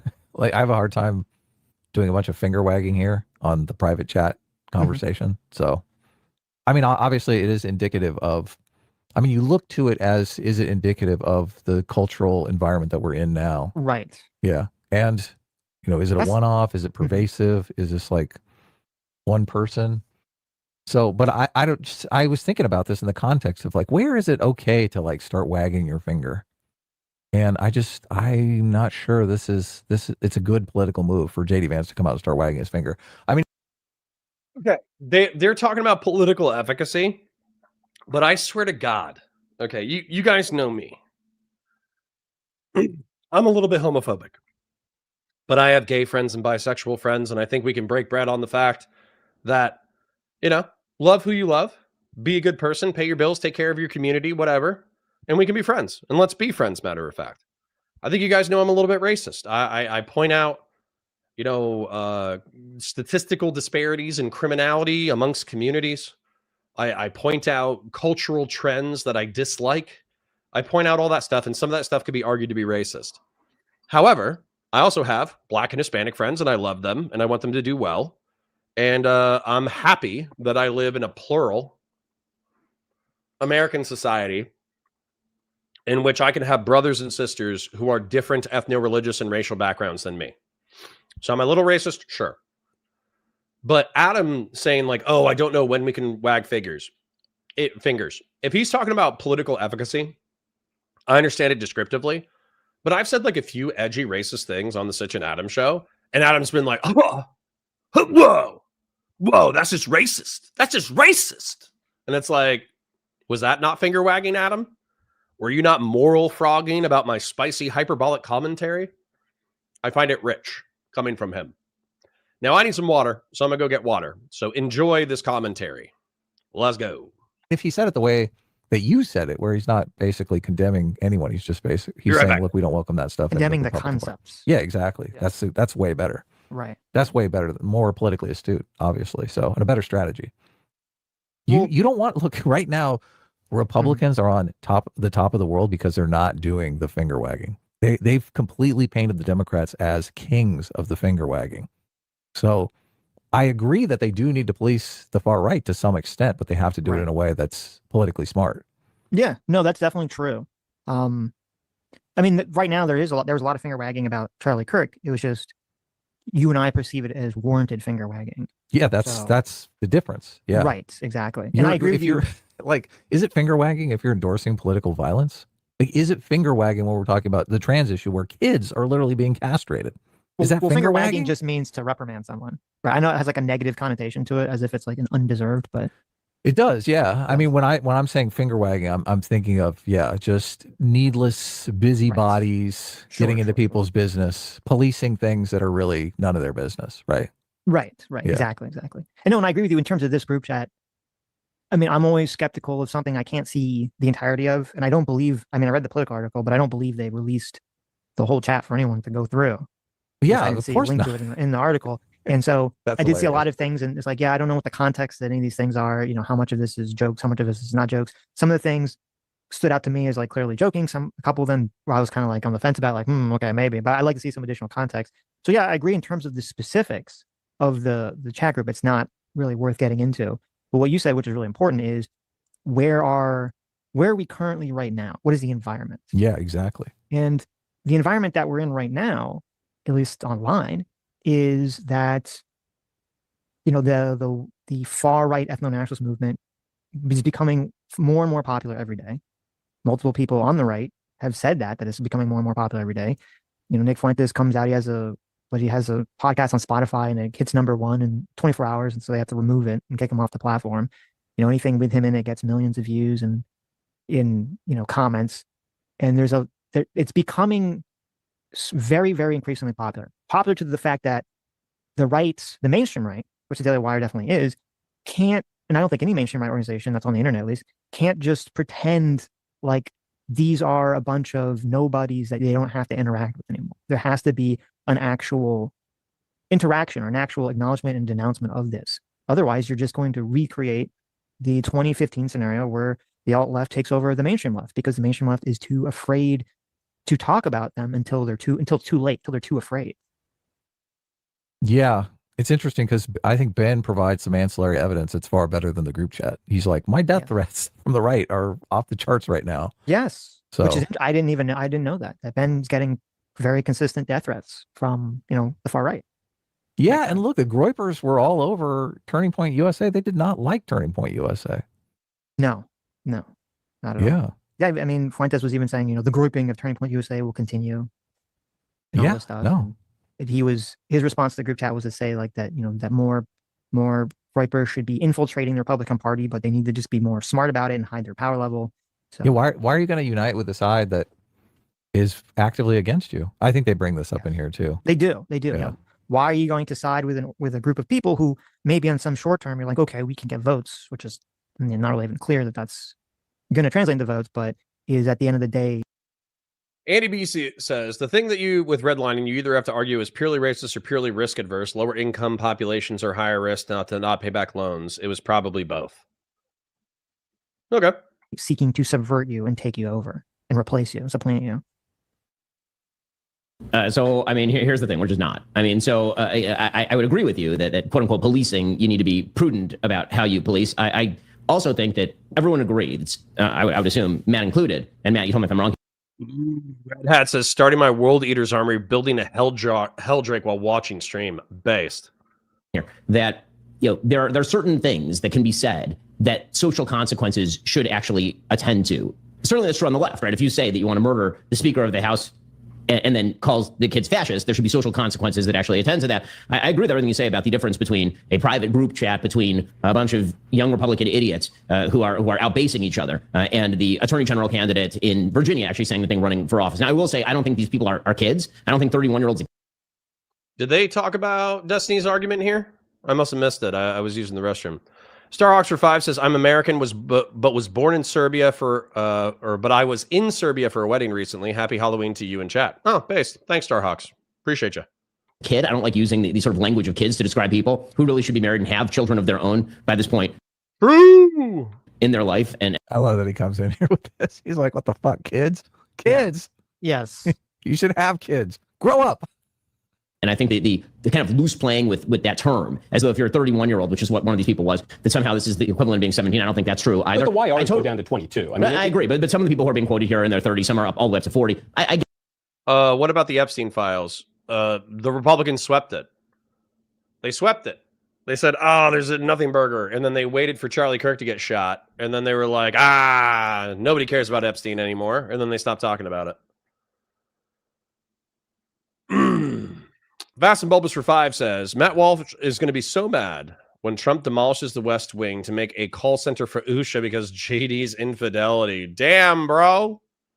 Get a little spicy today, don't you think it? Again, I'm not even disagreeing with the motivations of the Politico story. In fact, even on my show today, I talked about the motivations of the Politico story, which, Matt, I agree, are completely scurrilous and designed to distract from the sort of violent rhetoric. Wow, man says, I'm taking a 14-hour flight to Japan tonight, and I'm dealing with a little bit of heartburn. Does anybody have any advice for not suffering on the flight? Yes. Number 1, Pepto-Bismol will shut down your stomach. So, number 1, you should probably get like Nexium. So, Nexium is over the counter. It's a something proton pump inhibitor, something like that. It'll shut down your stomach. So that's good. It'll take about 10%, 20% off of her. Now, I would recommend just getting Nexium in general. Unfortunately, I've been on Nexium for like 5, maybe 10 years now. I probably will have osteoporosis as I get older, but that's part of the reason why I lift weights, because lifting weights is good to prevent osteoporosis. But Nexium doesn't have super, super negative physical effects, and it's largely just osteoporosis. So take a bunch of calcium, lift a bunch of weights, you'll probably be fine. Now, let's say that you just want a one-off solution. Number 1, Pepto-Bismol is really good at shutting down your stomach for like gas, diarrhea, all that kind of crap. And it kind of like coats your stomach in something to shut everything down.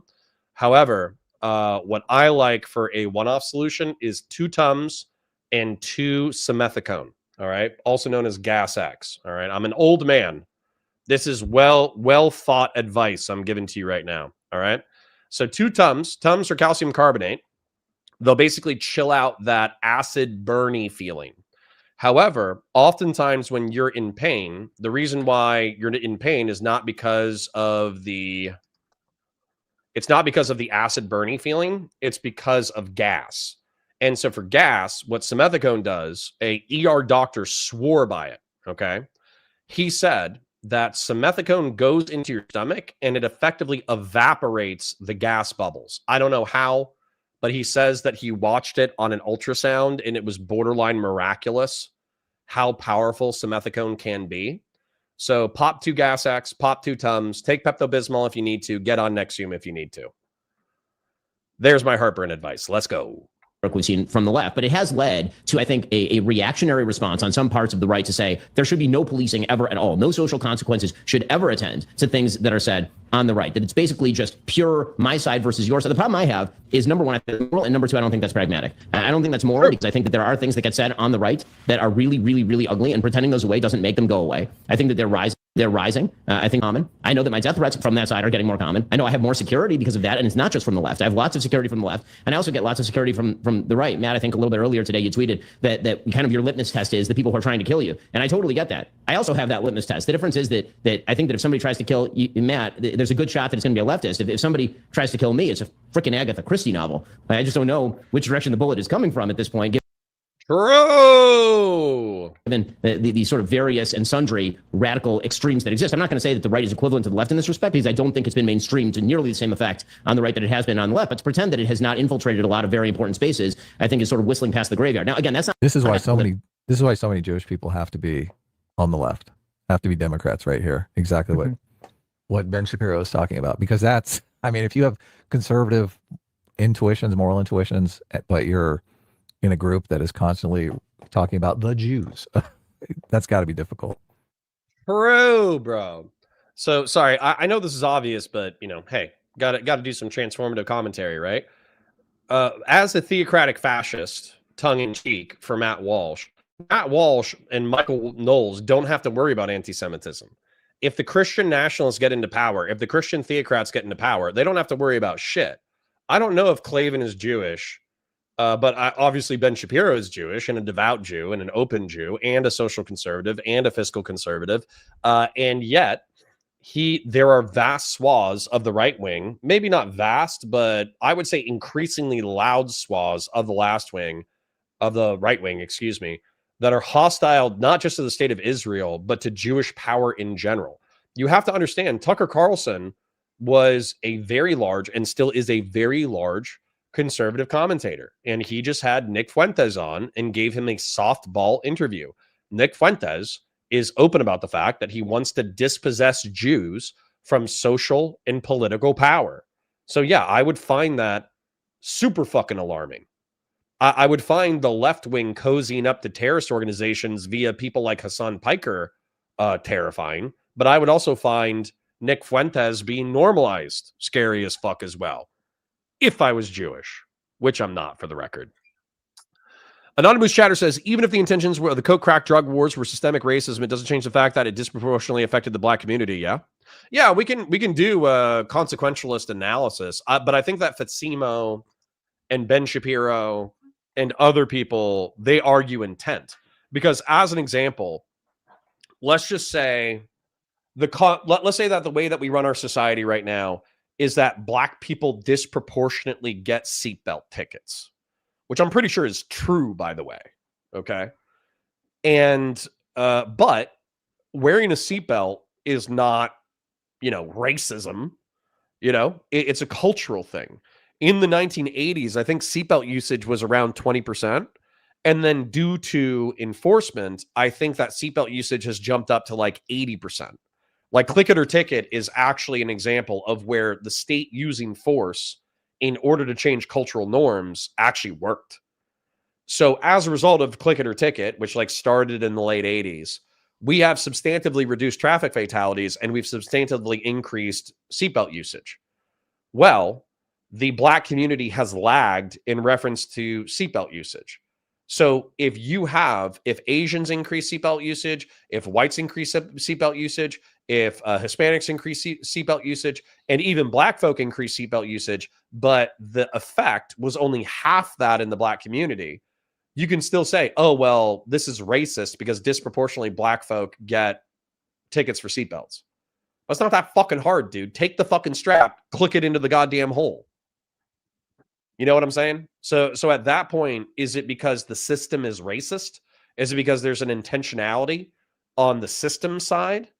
Or is it because there's some cultural bullshit where, I don't know, young black men don't want to comply with seatbelt usage laws?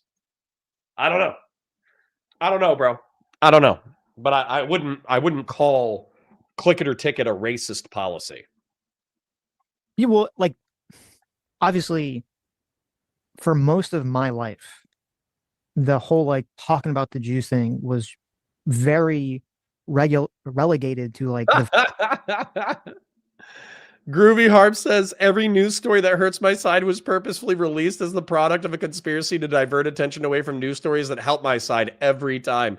Bro, not only is that an amazing, we should just have that on standby so we can just tweet that every other day.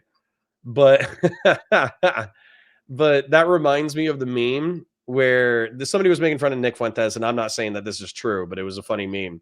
It was like, all you need to know about Nick Fuentes is that he was caught with gay porn on his phone and he blamed the IDF.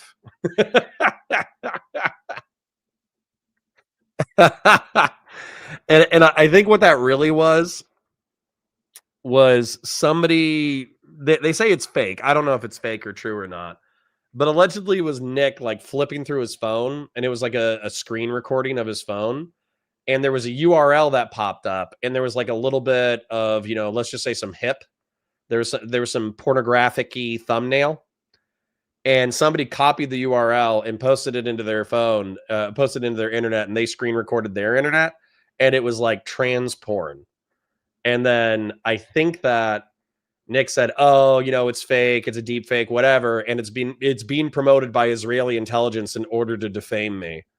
And I think that's so funny. There was another meme that was very similar to that spirit, which is like, "Oh man, I can't believe the IDF made me participate in that meth-fueled gay orgy." Oh man, the Mossad made me do that meth and have homosexual sex and videotape it.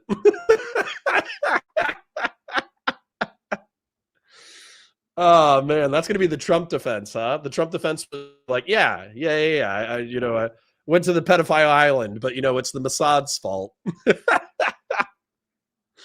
I might be enjoying that too much. I just think it's really funny. Ah, fuck. All right, back to it. Far tiny extreme ends of the conversation of the far right. Right. It was not something that I would ever interact with or see on any level unless I went looking for it. And then now that's completely changed. Now it's completely changed. Right. So you can any internet social media post or any YouTube video or anything like that, where there's any subject matter that has anything to do with Jews or Israel, there's going to be a bunch of comments, talk about how bad the Jews are and how the Jews are behind everything or something. So it's definitely spread. But yeah, I mean, I'm assuming for most of Ben Shapiro's life, it was the same thing. I think, I don't know how old is Ben Shapiro. I think he's only a little bit older than me. But oh, never mind, he's 41. Okay, so he's more a little bit older than me. But for most of Ben's life, I'm sure he was in the same camp, that he was conservative and he never really interacted with people hating on him for being Jewish or anything like that. It's sad and interesting that that's kind of what it takes for most people to sort of. Okay. Some people were exploring the nuances of property taxes, and they were effectively saying that what was I thinking? That with the states, even with the equitable stuff, there was some like nuanced things there as far as like how the money gets distributed. Some people were talking about like administrative costs and all that jazz. And then Vastly Blank says, when a district in Texas wants a CapEx improvements like repairs or new facilities, they must pass a bond to cover that cost, which is a tax levy on that district. Poor areas can't support those tax increases. That's interesting. So if you wanted like a new stadium or a better sports facility or better extracurriculars or whatever, then that would be a local district funding measure rather than a state level funding measure. That makes sense. Anonymous Chatter says, if I recall, Kentucky is a state that doesn't have equitable school spending. I will look it up for you later at work. No, it's no big deal, man. You don't need to look it up. I just think that I think the reason why people push back on the school spending stuff, for instance, Fatsimo just said it a few seconds ago, so I guess I should address it, is that you could go to Baltimore. Baltimore has some of the highest per student funding in the United States, and yet they have some of the worst educational outcomes in the United States. And then somebody mentioned Chicago as well. Chicago has insane public education funding, and yet, they still have really terrible outcomes. And one of the things that people brought up in chat was that it is how the resources are allocated. So for instance, if you just take all that additional funding and then you just put a bunch of administrators in order to watch a bunch of other administrators who are in charge of teachers, clearly that's not fulfilling the mission of teaching kids to be successful in America. Whereas one of the stats that somebody brought up that I think is actually relevant is they said that teacher to student ratios are one of the most important stats when it comes to educational outcomes. I know that's true. I think when I was coming up, I went to a private school, but I also went to a public school. When I went to a public school, they had a law that said that you could only have like 20 students per teacher or 22 students per teacher. But because of an influx and redistricting, they temporarily allowed school classes sizes to increase. And as a result of that like temporary levy, it was like 40 kids per class, 50 kids per class. And the teachers, they weren't teachers anymore. They were basically test administrators. The only way that a teacher could command the attention of a room of 50 was if they were administrating a test that was necessary for the grade of the class. If there's 50 kids, you can't interrupt all the back massages and note passing and people get into fights and people arguing with each other and people whispering and people passing each other drugs. There's no way for like a single teacher, especially in the 2000s, there's no way a single public school teacher could police 50 students. The ratio is just off. So, yeah. Wants to police their own side or to have that sort of revelation is that's like as soon as they're attacked by people, like as soon as they're attacked by their flank, they're like, oh, I have to actually, be aware of this. As long as you're not attacked by your flank, it's very easy for people to just be dismissive, to emotionally be dismissive of it. True. Good observation, Sitch. First of all, thank you, JMac, for the 50 gifted memberships. Very generous. 50 gifted memberships. Jesus Christ. I wish I hadn't pissed off JMac. I think JMac, to his credit, love me some JMac. JMac donated a lot of money to the Hurricane Ian relief thing. I think he did like $1,500 or like $2,000. So JMac, shout out to him. Thanks for supporting me during the Hurricane Ian thing. But he oils the fuck out of Sitch and Adam, bro. I'm lucky to have Sitch and Adam, Patriarch, Dr. Zayas, Gen X, Numinax, Anonymous Chatter, Fast and Bulbous, Starhawks today, Fast and Bulbous, Starhawks, Gen X, and Fast and Bulbous again. So I'm lucky to have the people that I have. But man, JMac is an oiler. You welcome new members. Also, the Justice 35 member for 37 months, obviously a fan of Sitch and Adam that's on the left, has a chat here, a member chat that I think is pertinent because this is one of the best reasons not to give in. Yeah, Ben Shapiro said that Hickernell calling them kids is very dumb. To the far right, because it allows people like the Justice 35 to say, yep, I told you so. Right. He says, wow, the mainstream right acting as a pipeline to racist beliefs? Never. Who could have foreseen this based on conservative rhetoric for the last 40 plus years? So look, there is a narrative war going on here right now. And this is why they published the group chat. Arigatou gozaimasu, akimashite, sumimasen, aka batasoi. Batusai, aka Batasai. Connor, do you own a set of power armor and a helmet? You could trick or treat with a bolter. I would if I wouldn't get arrested. Straight up. Like I would. I have Imperial Guard armor. I could probably throw on my Imperial Guard armor and my utilities, and I would walk around. I do have a chain sword. I could walk around with a chain sword. Have I ever shown you guys my chain sword? I'm going to show you my chainsword real quick. YouTube has rules against showing you guys firearms, but I don't think they have any rules about a chainsaw sword. Let me show you. Oh.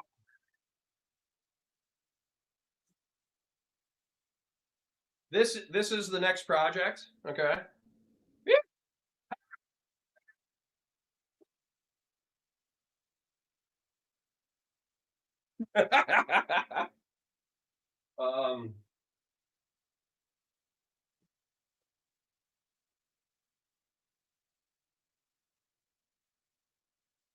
Wouldn't it be awesome if they changed the terms of service just for me?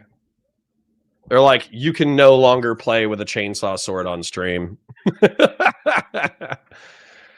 But that is an M18 Milwaukee cutter, something. It's like it's the shortest electric chainsaw they have, and the blade is normally 8 inches.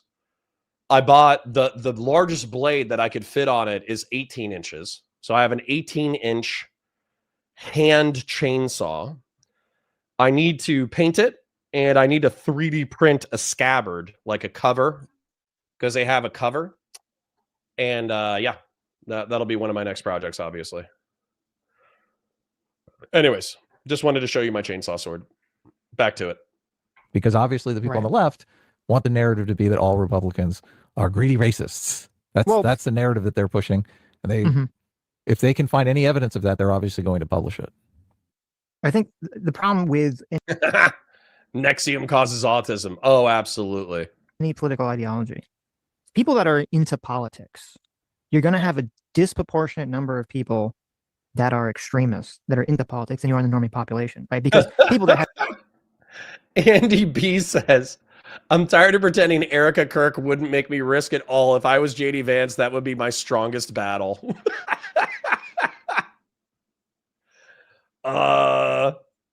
Nice. Thanks for the honesty. very extreme views and are animated about those views are going to get into politics, while the average person is not. If they're very moderate views, they're not going to be animated by that. Now, again, oh yeah, Florida's an open carry state. That's true. It's true. I think we did change to open carry recently. That's interesting. and I'm not saying, to be clear, I'm not saying that the majority of politics have extreme views. I'm just saying the majority of people that have extreme views are going to gravitate towards politics. And I think because of that, you get in the situation where any political ideology, doesn't matter what it is, left or right or whatever, any political party, there's always going to be a pull on it into that direction. Any political party can devolve into a pipeline for radicalism as long as there's not strong borders, as Michael Knowles says, or strong gatekeeping that is activated by the party itself, by the ideology itself, to prevent people from slipping down into more radical. True. And what I would say is that Nick Fuentes has infiltrated that barrier network.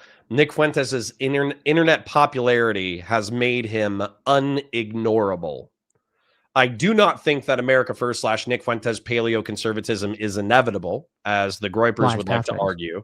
I don't think they're politically inevitable, but I do think that they're a larger constituency than a lot of people are comfortable with, and you can't ignore them fully.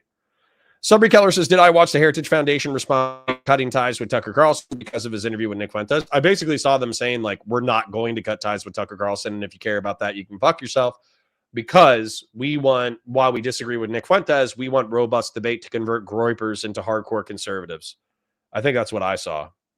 I would disagree with the Justice 35 in terms of, I think that the majority of the radicalization process that's happening on the right, to me, seems to be directly a reaction to the radicalization of the left, and the fact that the left has become so, the far left, the alt left, has become so identity racialized obsessed that it only makes sense to me logically that that's going to get a bunch of people on the right to go to the far right and also become identity racialized obsessed as well as the to fight fire with fire.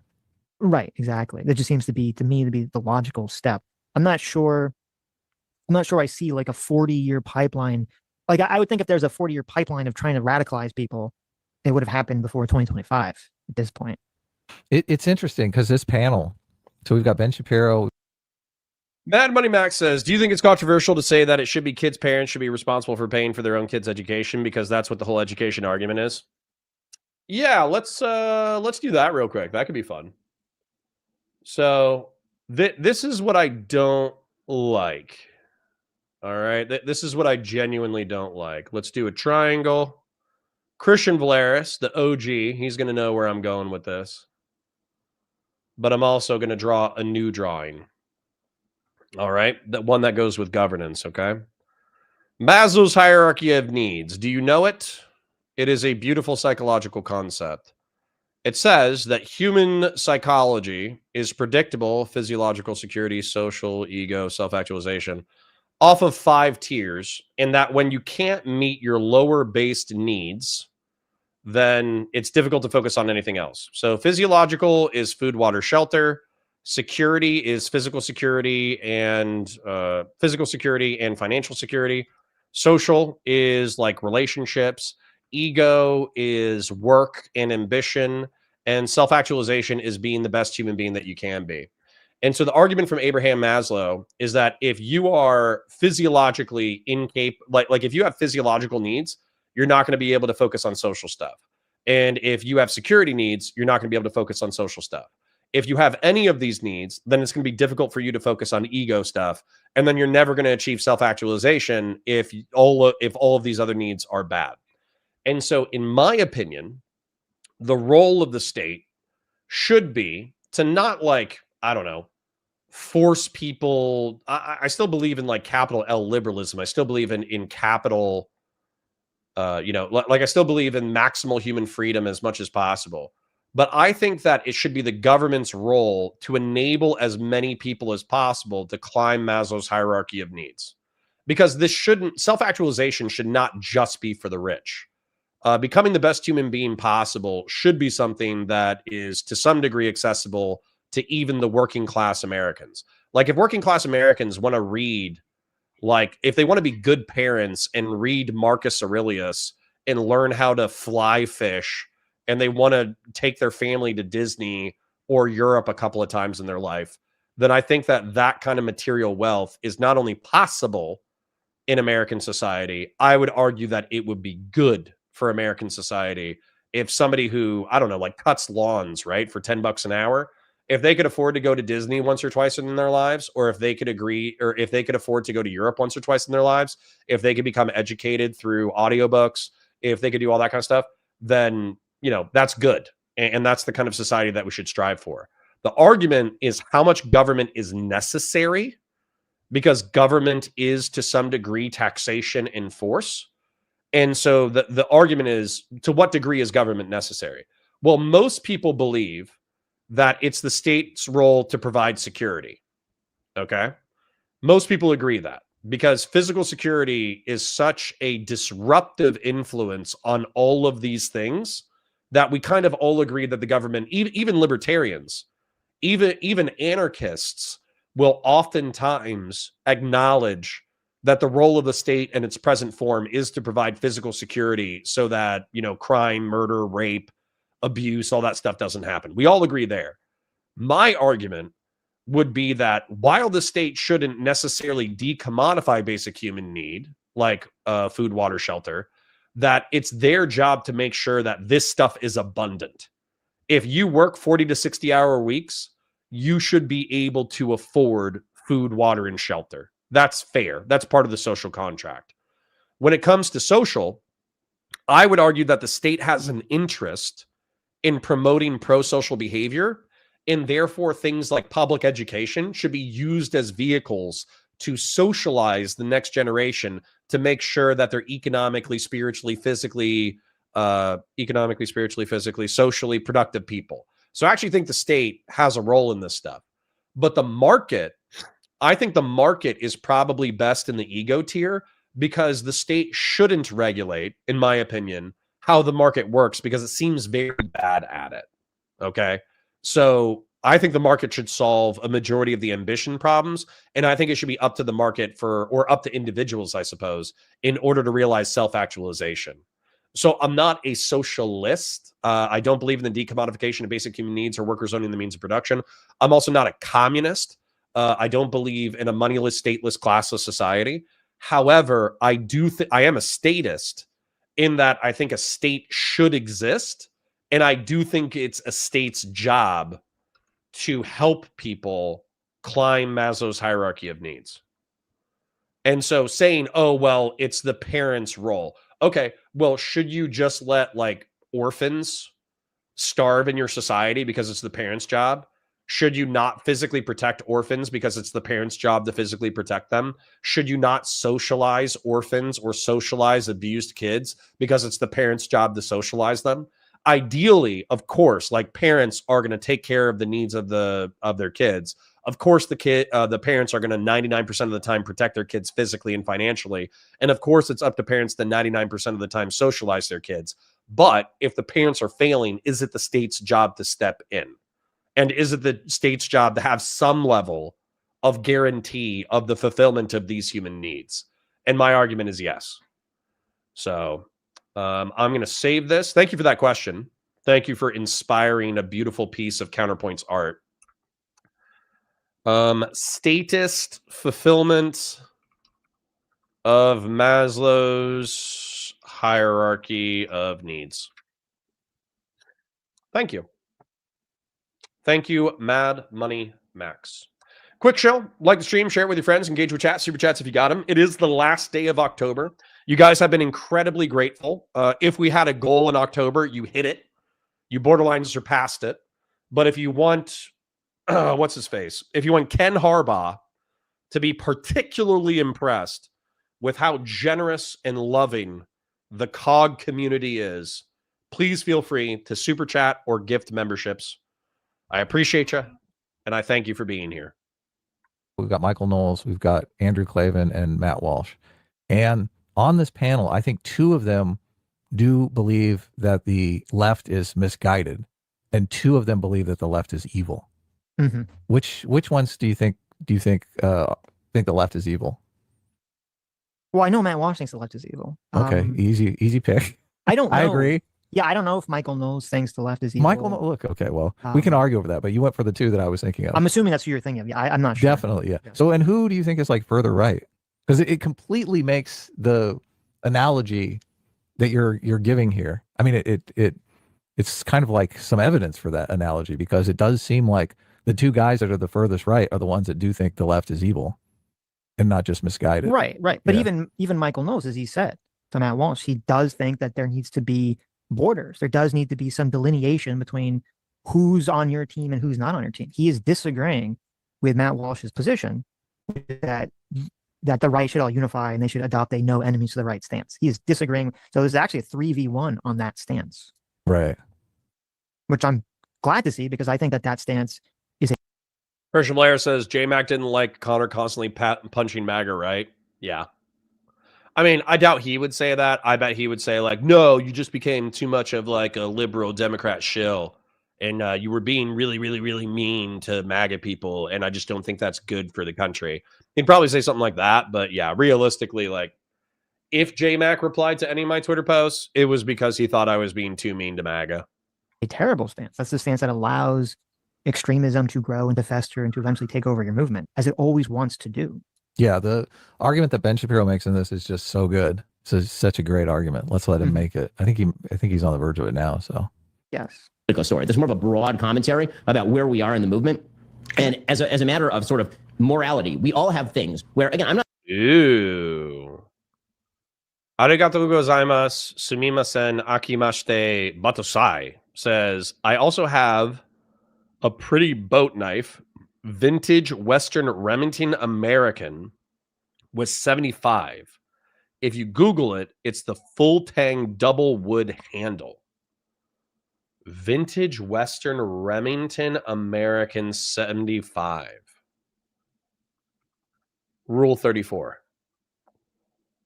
Vintage Western Remington American W75 Rule 34.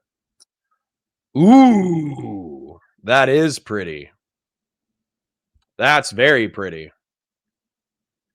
If somebody stabbed me with that, I would accept my warrior's death.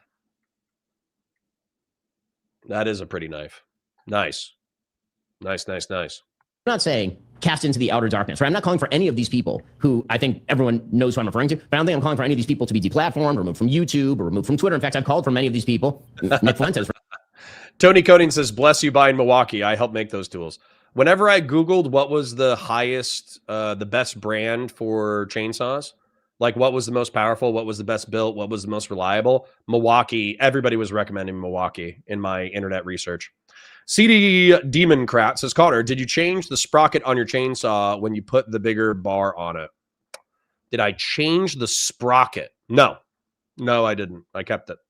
For example, to actually be returned to Twitter, despite the fact that we have some pretty significant disagreements, including the fact that he thinks that I and people like me are scurrilous, sons of Satan, or whatever, however he would put it. But that is a different thing from, is this person part of, quote unquote, the movement that I belong to? And the answer there is he doesn't think I'm part of the movement that he belongs to, which he's made very clear. And so that gets into the question of pragmatism. There's the morality of when someone says something bad. Rachel P says, I'm a Maslow freak. Base, dude. So can I share that real quick?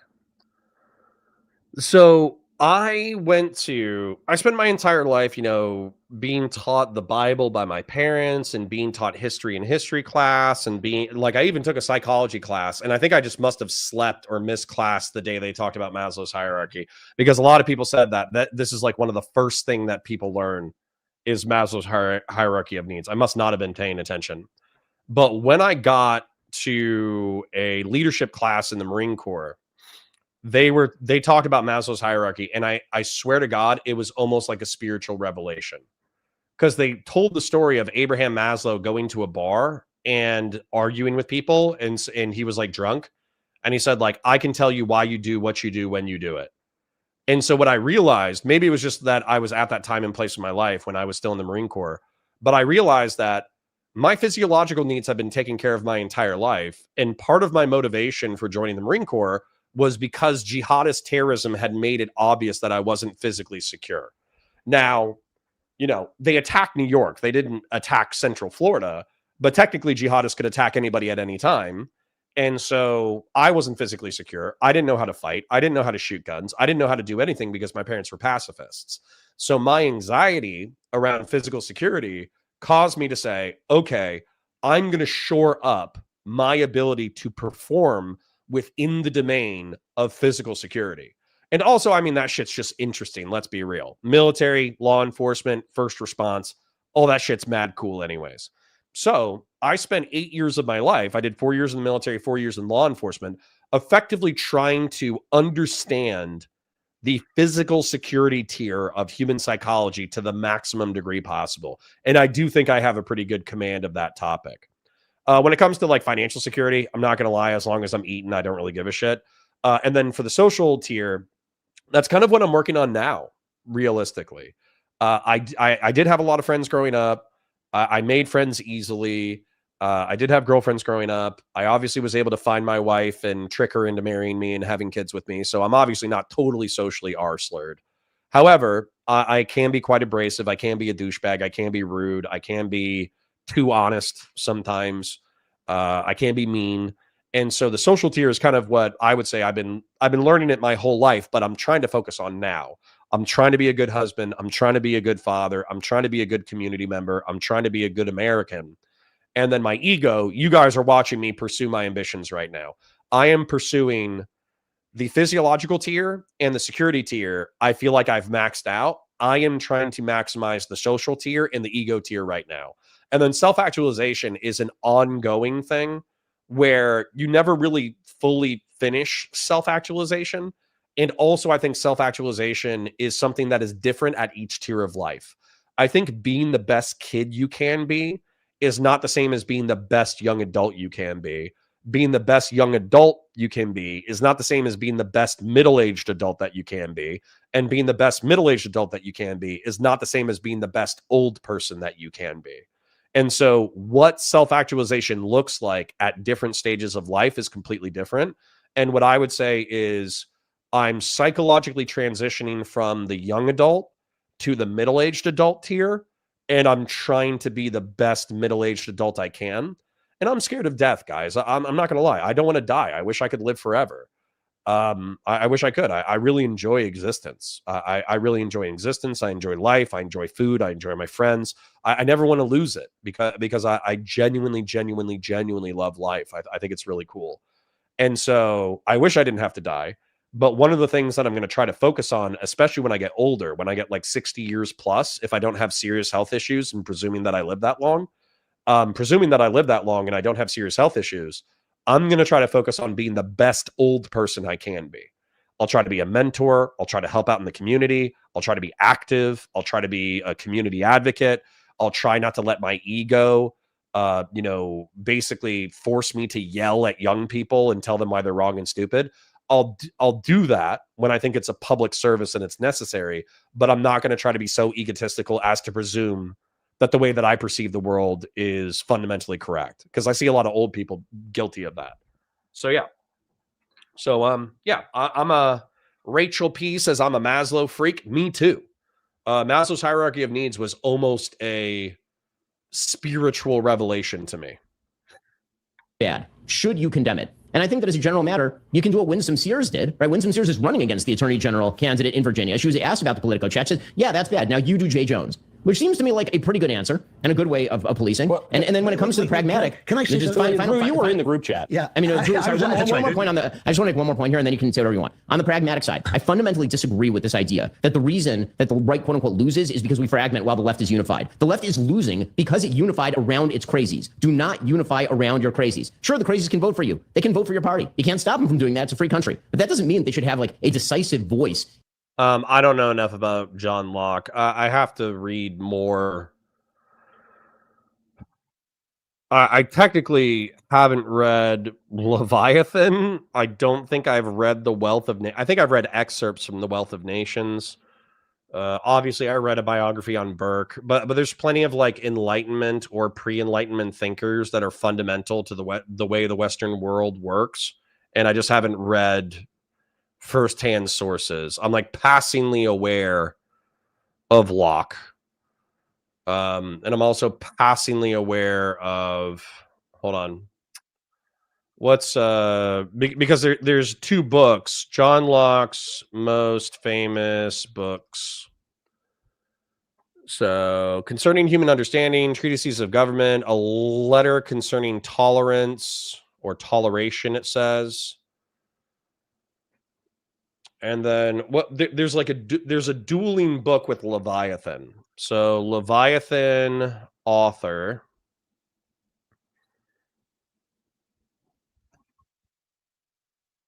why is it Hobbes? So, I guess I'm a Hobbesian. Although I guess I need to read Hobbes in order to be a Hobbesian. And then I guess I need to read Locke in order to find out whether or not Hobbes is correct. But correct me if I'm wrong. Isn't John Locke and Hobbes effectively like dueling philosophers? John Locke. So it looks like Hobbes was 1588 to 1679. John Locke, time he was alive. Weren't they dueling philosophers? Weren't they effectively like complementary arguments? 1632 to 1704. Yeah. So I need to read Hobbes and Locke. I'm familiar, but I haven't read the original sources. In the future of the movement, because if you do that, you end up with the trans movement running the Democratic Party, and you lose from here to forever. It's the Democratic solidarity that's destroying them, not the Democrats as a sort of fragmentary party. Hang on, let me. Don't unify around your crazies. Should be as prominent. Andy B says, you're not going to like this, but a huge portion of the poor are poor because of the poor choices they make to keep them poor. Sources, I grew up poor and saw that everyone around me did. Yeah, but I think that that's part of education. Education is not just arithmetic and learning how to write. It's also a moral education. So you could grow up in a poor community that has all sorts of like culturally fucked up shit. Like, no offense, but like gangster culture in the black community is real and it's absolutely toxic as fuck. So gangster culture, young male black culture can be toxic as fuck. And so it would be my opinion that people in the hood should still get food stamps. That way, they don't starve to death. But most people should work 40 to 60 hours a week in order to earn their bread. Then for the security tier, I think law enforcement shouldn't treat people on the wrong side of town as enemies. They should try to get the predatory criminals away from the civilian population as much as possible, which is how you guarantee the security tier. And then for the social tier, I think that part of public education should be a moral education. Don't lie. Don't steal. This is how you treat your friends. This is how you treat your family. This is how you work a job. This is how you pay your bills. This is how you pay your taxes. So for me, if you're saying that like people in the hood are trapped because they have bad behaviors when it comes to these three tiers, I think it's the state's job to educate at the social tier via public education to break the cycle of bad behavior. Okay. I know it's not going to work. I know you're not going to get everybody, but my mom was a teacher at a predominantly black school, and she saved people from themselves. And I also, even in my limited role as a school resource officer, I was able to help troubled kids get off of the bad path. So it's absolutely possible to help people save themselves. You can't save people, but you can help people save themselves. As it's the economy, stupid. Yeah. It really should be. That should be like base politics right there. Yes. And it should be so obvious because again, Christian Blair says, what do orphans and blind kids have in common? Neither one of them can see their parents. Woof. When Trump won, this was the argument that everyone on the right pointed to. They said the left unified around their crazies. They allowed the crazies to control the conversation. This is why Kamala Harris, example of what I was exactly talking about in the beginning of this. Kamala Harris was too afraid to be specific on the whole transing the prisoners conversation or transing the illegal immigrants conversation. And because of that, she comes off as this fucking crazy person. She's allowing the crazies to dictate the conversation. And when the right, I think correctly, pointed out that that was a big factor in helping Donald Trump win, why would you then turn around and be like, oh, well, we should allow our crazies to dictate the conversation with us? True. Sitch spitting truth again. Yeah, it's definitely a bad strategy. Well, I keep going back to the one interview that we saw with Kamala Harris, where it was all the super far left journalists, and they kept asking her all these super far left questions, and she did not push back at all. She let them walk all over, which made her look weak, and it made everyone think, oh yeah, this is what she's going to do when she gets in office. All of her far left radicals are basically going to be running the ship, and I never saw that in Trump at all. No, Trump, as much as the left would try to paint Trump as doing that, I think he did a decent job of standing up to the really far right people, especially on the abortion thing. Right. He would play ignorance about something. To some extent, yes. Right. Yes. Like, I don't know who David Duke is, and then you have a clip of him knowing exactly who David Duke is, or I know who the Proud Boys are, right? But there was never CD Democrat is saying get a different sprocket. Okay. anything like that. Yes, but it was not. Yes. It was nowhere near as bad as it was with Kamala, or I would say just the general Democrat Party, in terms of allowing the yeah.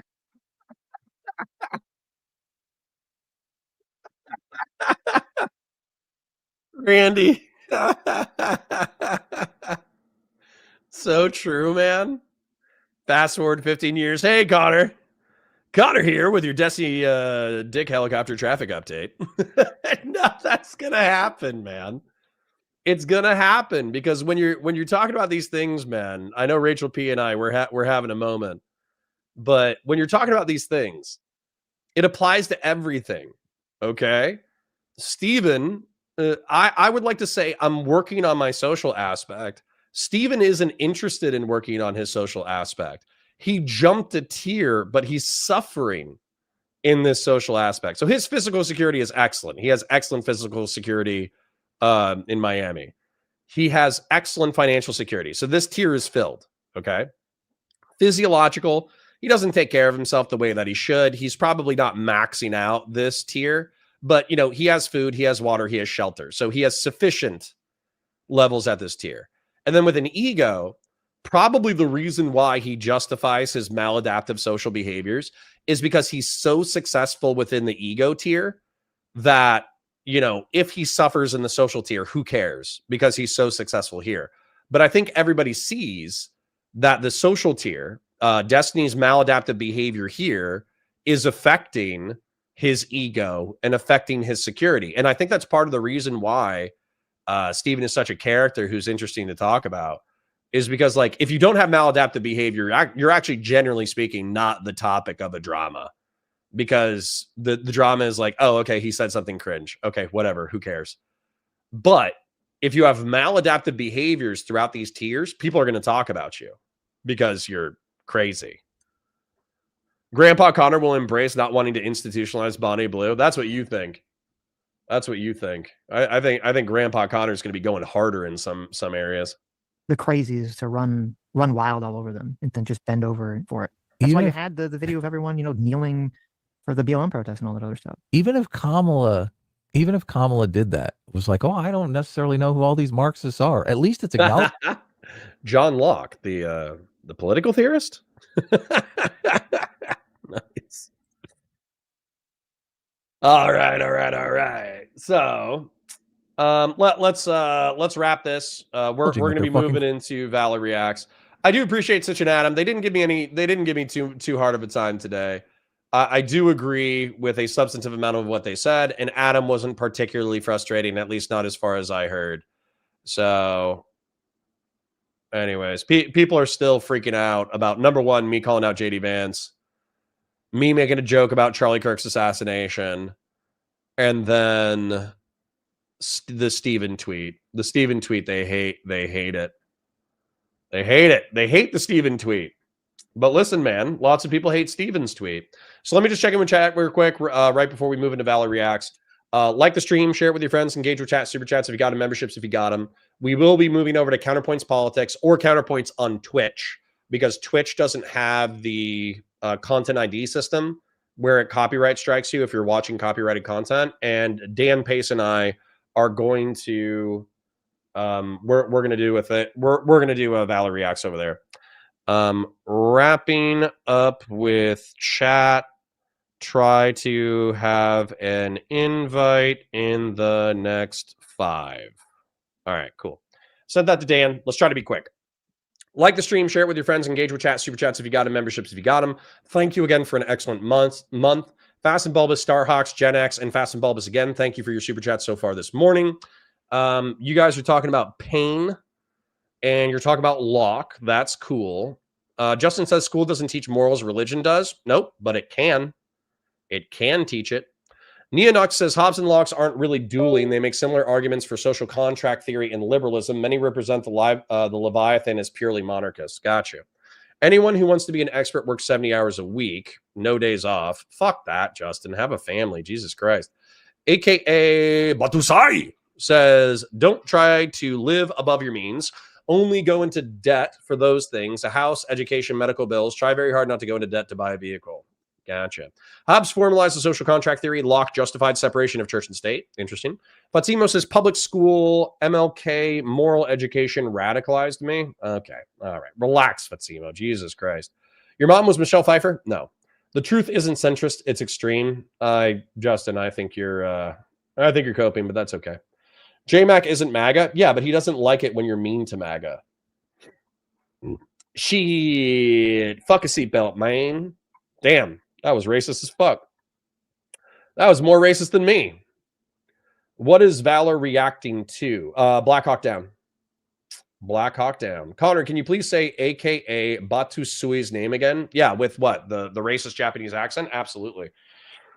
Arigato gozaimasu, sashimashite, sumimasen, Batusai. Absolutely. Have you ever thought about streaming on Discord for Valor Reacts? No. I like money, and Twitch and YouTube, as much as they can be annoying, they provide money. What about the Protestant work ethic? That's not a part of the American identity. I think it is. How is providing a place to fit in society for people that are failing cruel? I don't. I think that Andy B, I think the argument from conservatives is that when you create perverse incentives, welfare systems, then what happens is people wallow in their material and spiritual misery. So while taking care of the bottom tier is probably noble, you shouldn't devise systems that encourage people to remain at the bottom tier. And that's oftentimes a fiscal and social conservative argument, is that, so for instance, like I think it's the grasshopper and the ant. I think that's the, damn, nice arms, bro. Even if I got a little bit of a belly. I've been working out for like 2 years now. Those arms are nice. Nice. Anyways, enough about being gay for myself.